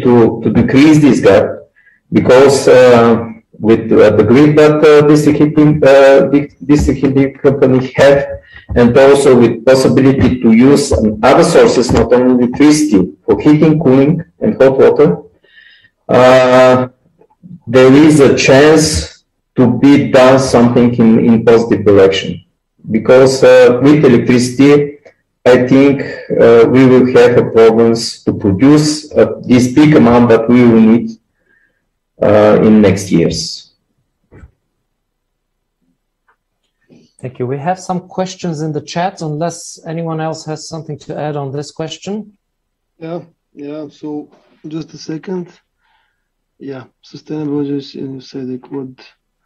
So the question in the chat is coming from Sanjeev Kumar, our speaker from the previous panel, and I'm also assigning immediately to these questions because Sanjeev is literally reading my mind. Question first to Milan and Morgan, but I would say to the whole group. Do you think there is a need for a national roadmap on replacing fossils in Bulgaria's district heating systems? And the second question is to Dan Fost. You mentioned the sustainable energy in your slide deck. What are these sources? So these are the two questions that we have. Yeah, so maybe we can start from the first one about what you are asking, this roadmap and so on. In my point of view, it's as somebody said, the baseline. If somebody has to be done, this should be in the roots. When you're starting with something, it's absolutely necessary to have a roadmap and to have information for each one of the district heating utilities with what they're using at the moment, what is possible to be done actually, because we would so actually goodwills are something that is really, really good, but in the end of the day, it's also a matter of what actually can be done. So there is a lot of district heating utilities which are operating for many years, and so it's not the best state of the art solution when you're comparing to the modern district heating utilities, but nevertheless, they have their life in it. So actually, the base is what you said, roadmap. You have to see what are the potentials and doing this case by case, and after that put some measures inside to make it more energy efficiency and relevant to the world what we're living today. And the second question, maybe. Yes, regarding sources, and yes, we are.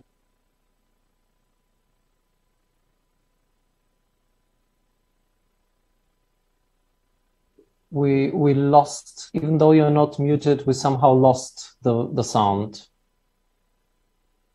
Not sure what's the technical reason, but we can't hear you anymore. Can everyone hear me? Is everything okay? Zoom, okay. It's okay.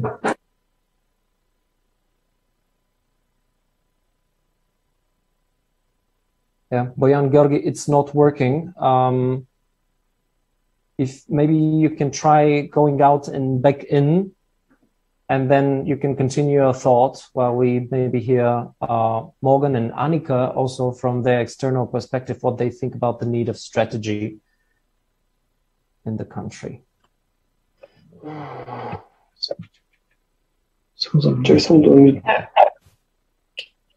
Can we hear you? I think we got Georgi back, so. Yes.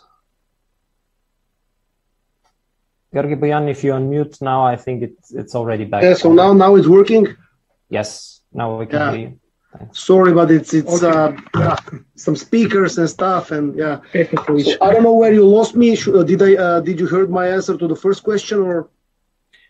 Yes, we lost you. I think when you or back to question number 2 about the sources that you foresee. Yeah. So yeah, Georgi can repeat. Yes, we are talking about sources regarding firstly replace of fossils with gas, but not only gas. We are talking about CHP systems, combined heat power plant systems, and on second place it is to include alternative sources such as we are talking about district heating Sofia. From waste at the moment, we are producing RDF. And this RDF is burning in special plant, but this will be in the, let's say, coming future. I don't know exactly 1 or 1.5 years, but it will be to use waste for burning of this RDF in district heating Sofia utilities. This could be, for example, yeah, also. Well, back to Morgan and Annika, I'd love to hear more about geothermal and solar, but well, it seems that there are not much in the plans at the moment when it comes to district heating refurbishments in Bulgaria. Yeah, so if I can comment, I really agree with the comments that a national action plan of some sort would, of course, be very beneficial also to remove barriers for some of the technologies that we actually want to encourage. So that would definitely be a place to start, even though it's difficult. But I mean, a bottom-up approach is also very, very useful if you don't have, or at least you need, or you can use both, but you can only go so far. So, I mean, if you don't have a top-down strategy, please, I mean, get going locally and encourage your national decision makers to make it easier for you. Maybe basing your recommendations on experiences from other countries. I'm kind of confused in hearing the description of the sources envisioned by the guys from Danfoss, because in the slides I got the impression that you were looking into a more modular or decentralized framework. There were some really good thoughts in those slides, and then you mentioned converting to district heating, like to CHP gas and waste burning, and that doesn't really, to me, that doesn't sound like I mean, it may be a step in the right direction for Bulgaria, but I believe it would be more beneficial to leapfrog that step towards the actual modular and really renewable sources that are available now. The technology has been developed, and not basing your district heating system on fossil gas. That doesn't sound like the right step to me. I would also like to comment on, I believe it was Milan that described the experience from Danish solar heating panels, which are really great. But in our experience, they have limited use in very big cities with very dense populations. They're very useful for smaller district heating systems where you do have a lot of land area available. Perhaps specifically for some areas in Bulgaria, maybe Sofia, you can use it, but I'm concerned with the necessary land area that you will need for both the solar heating panels and the heat storage. Yeah. So if anyone wants to comment on that. I would say, Annika, that a partial solution to the problem with the surface and with the land surface is actually that solar thermal can be also integrated in the buildings, and there are such projects that have been done. In the past, there was I think it was not a Horizon, it was already the 6th framework program, so that long ago in Sofia, projects that produced some solar water heating surfaces that work together with the district heating directly in the buildings themselves. So I think that there are ways around. Bulgaria has district heating that covers around 19% of the population. These are the last figures that I have seen, and we saw from the presentation of Amélie from Energicités in the first panel that this actually varies around that number in all Central and Eastern Europe, from say 20 to 25% of the population in each country. Do we actually have any feasibility plans in Bulgaria that are already in the process of making? Milan was hinting something, but it was more like not to put a spell on it. So it didn't sound like it's already sure that it's going to happen. And do we have any tangible plans for real renewable energy integration in the district heating systems? We have already 2 feasibility studies done. One was for the district heating company in Varna, operated by Veolia. The district, it's a private district heating company, so they had strong interest to incorporate solar energy. They're also a comparatively small district heating company. And the problem back then, this was probably 4 or 5 years ago, was first that the gas prices were very low, and secondary, the energy, how do we call it, the energy law, the regulations for energy by the Ministry of Energy in Bulgaria, they give subsidies for combined heat and power. So this all, let's say, it already guides the sector to combined heat and power. And it limits the opportunities for new energy sources. And we consider that a big problem, because this is the way how actually the national policy through the regulation goes for more gas. And as we see nowadays, 4 years later, this is absolutely not sustainable. Not sustainable, not viable economically, and not sustainable in any way of the work.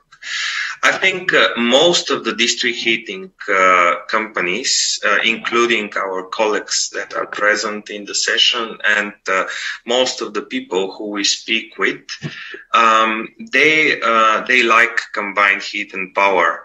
This is the way the district heating companies were operated since the very beginning, since the socialistic time. And this is something that people know. And it's very difficult because Bulgarians generally are conservative people. We like traditions, and we like the things to happen the way they are happening already. And we don't like so much changes, which is a problem. And yes, it will take some time until those changes happen, but I think there is enough pressure, and also enough pressure due to the war and from the European Commission, and I think that this pressure will eventually lead to those changes. So we are familiar with the size of the solar plants in Denmark, and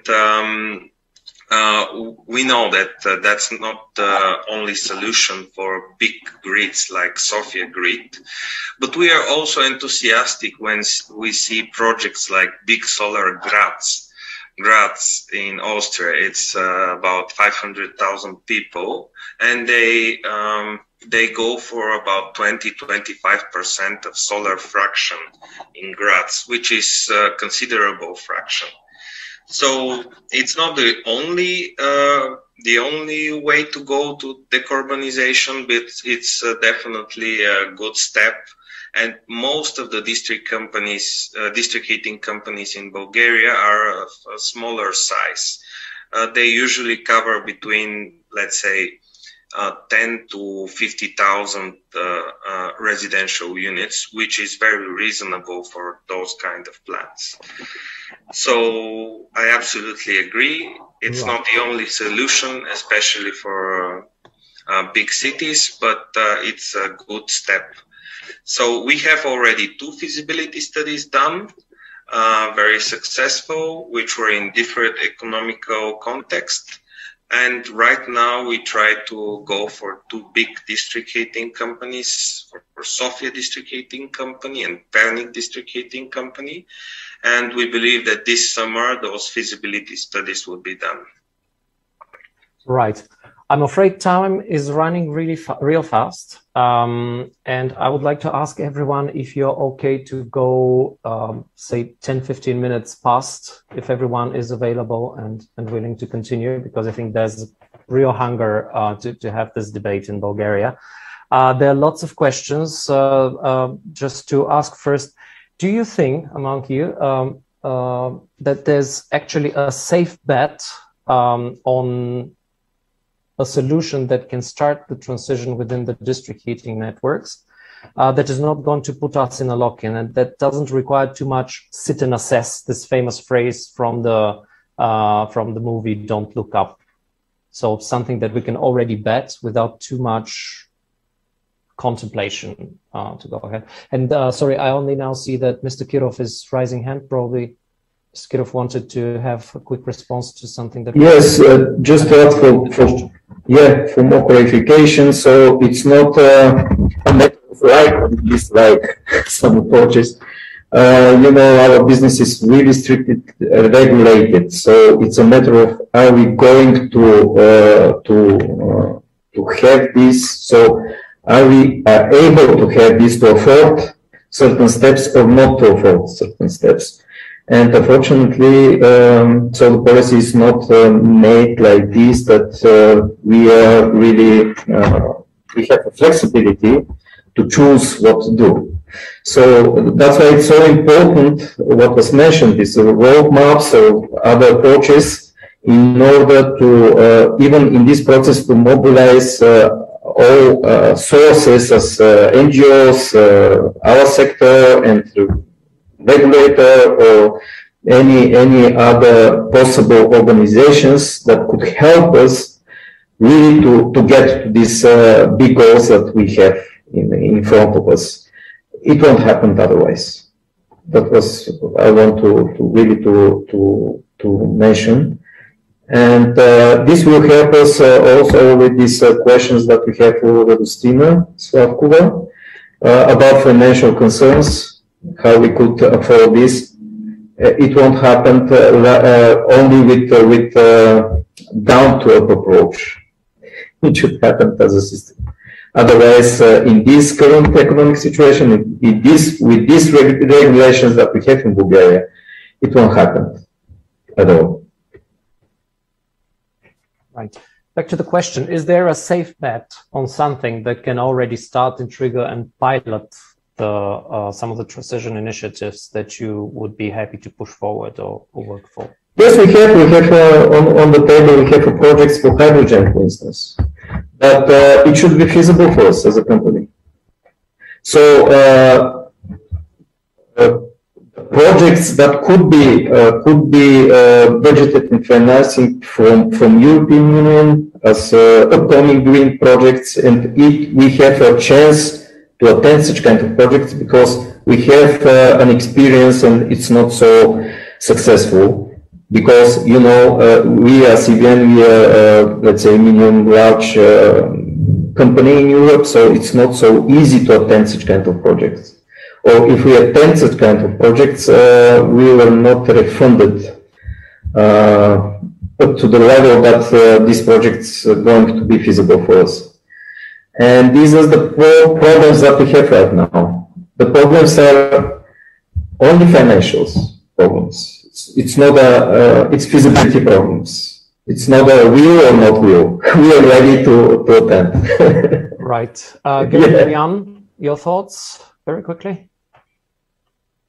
Yeah, so as regards what you mentioned, do we have a safe bet? Do we have a let's say it like easy win?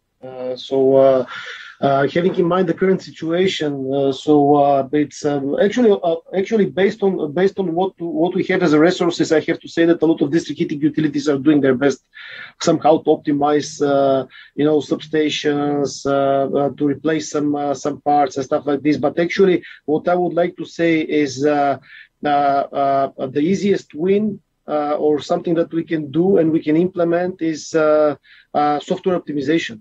Investing in software, having this artificial intelligence that will help us actually have better system with the resources what we have at the moment.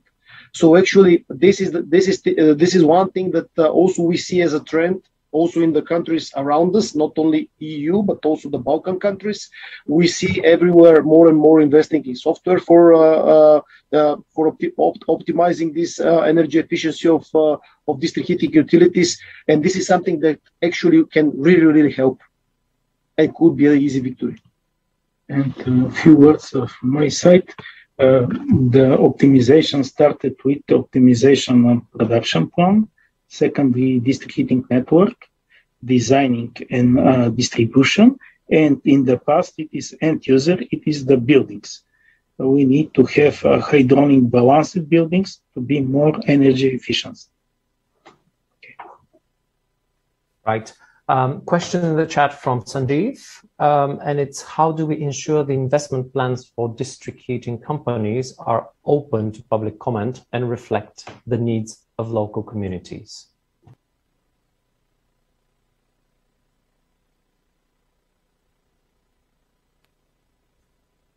I think to all the practitioners and to everyone who is also dealing with campaigning. So, question. Okay. So, it's right now it's not so popular to have such kind of plans, in district heating sector, and to be shared.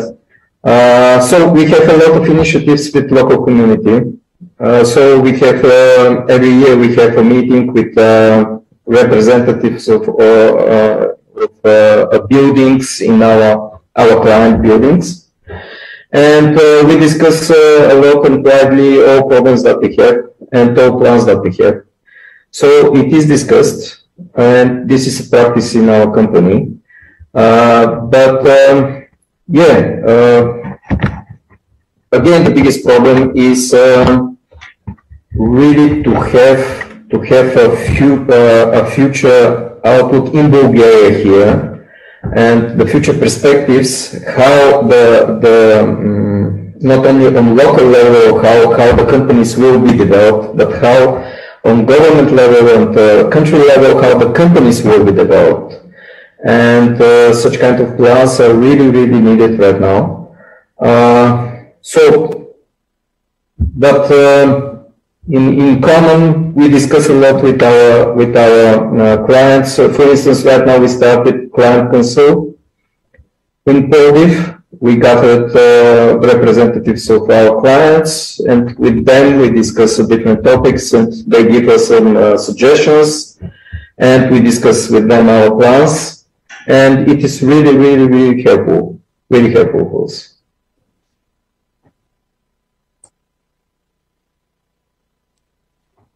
Right. Milan? This is a very sensitive topic because of the whole changes that are happening in the energy sector in Bulgaria. There are a lot of discussions not only about the district heating sector, but also for the power production and changing from coal. That's the very big issue in Bulgaria, and there are a lot of public talks about that. In the last month, I was twice in Stara Zagora. That's one of the regions in Bulgaria that is very dependent on coal. And there are thousands of families that are actually working in this industry. And this is a big social problem here. So when we talk about changing to renewables, we have to explain to those people how this would be a just transition. This is, of course, a European talk. I think in other countries there are similar problems in Poland or in Greece and other countries. So these kind of talks are very important, the public talks and public discussions, because the problem usually comes from people that are between 55 and 65 years of old age, and they are just before getting retired, and they just want to finish their life there the way they worked in the last 20 or 30 years. And the problem is that if we wait so long, then there would be other people who would be 55 or 60 years old that also want to get retired there. So at some point the change should happen, and it should happen in a just manner. I think Bulgarians are very much accustomed to burning things, and that's why the idea of hydrogen or let's say RDF or whatever, it's more accepted than let's say the solar plants, because the burning process is something that we know, and we don't have so much experience about the solar fields. Private companies have already built projects with moderate solar collector field between 1 and 3,000 square meters, and they're done also with the public-private investment through ESCO. Most of you are familiar with ESCO. So when private capital goes in and it believes that this technology is viable, I hope that also the public bodies and the general audience in those kind of discussions and public talks would better accept those new technologies. Right. We have a comment from Sanjeev in the chat. Renewable district heating company systems tend to be small and modular units, usually around 20 megawatts of thermal energy. The networks in Bulgaria are too large and therefore rely on combustion. Would there be support for smaller renewable energy only new build for new customers? If anyone knows anything in the pipeline? Just yes or no. And also question to Mr. Yes, we've considered some projects outside our grid, because I've mentioned we have a region without grid. But up to now, we still don't find a feasible solution. So again, it's a matter of feasibility.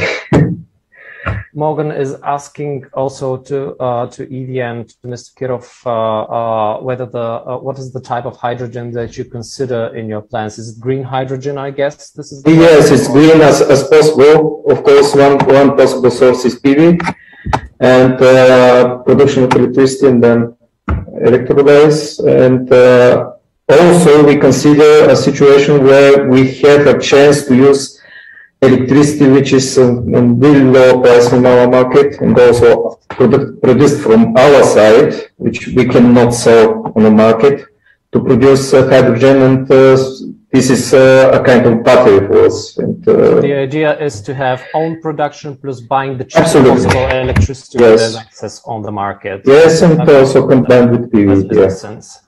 I'm afraid we are running out of time very fast, and I'm not sure that we can go through each and every question that has been in the chat. So I would suggest that we are wrapping up. Thank you very much for your participation. It's been great to have this debate. I would like to hear really in one word, maximum a sentence, as I'm very generous today with time, as you see. Your conclusion, like one thing that you think would be enabling, allowing the sector to go forward in your view, in any order of appearance you would like to have? It sounds to me that, I mean, of course, you can hope for some developments at national level, but really the transition can come from the bottom. So cities that really want to move forward can also put forward the changes to decision makers that they need to transition their energy system to a more green solution.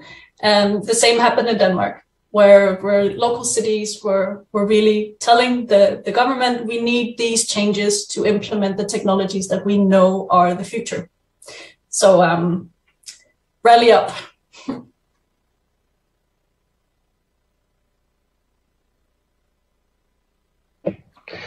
Yeah. So from our side, the direction is to use sustainable energy, and I will finish with the sentence that I started. The greenest and the more efficient energy is the one that you don't need. So, yeah, we should optimize the maximum energy savings. Yeah.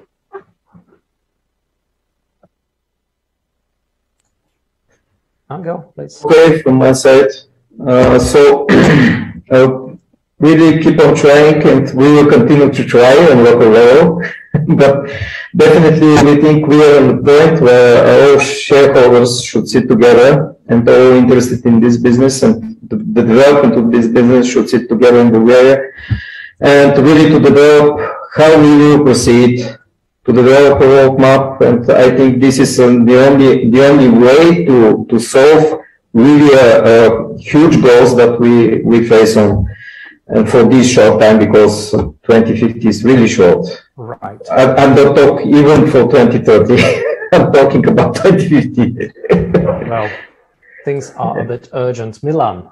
Yeah. Thoughts? I think we need some regulation changes. We need some brave management decisions, and I think we need a big-scale lighthouse project, demonstrational project that would draw the sector further. When we touch it, when we see it, as we have touched it and we have seen it, then things would change faster. And Morgan. Yeah, I think planning is essential, and hopefully we can do that in a way that's, top-led, but also bottom-up inspiration. Thank you. I think that planning really gets outlined very much during the entire conversation that we had, and we do need proper strategy. And I think that this really should start at any level, EU strategy, national, and then local strategies. Great. Thank you to everyone for the participation in this discussion panel. I would like to say also big thanks to Zazimiata for all their organizational work, to the company Octoplay, who allowed the smooth execution of the conference today, and to Petya and Victor, our interpreters, who did all the hard work while we were having fun and were learning and contemplating the entire day. Thank you very much for that. I have the feeling that the heating sector is really turning into a hot topic in any meaning possible. And I'm happy also to see that the district heating transformations are also gaining traction around the regions. So we are closing this fantastic day of presentations and talks. Everything has been on record and I think already available on YouTube for everyone who would like to review. Me personally, I have to see again a lot of the presentations going. A few words about what you can expect tomorrow. Tomorrow, in our day 4 of this conference, Energy for People, we'll be focusing on the topic of energy poverty, reality and solutions.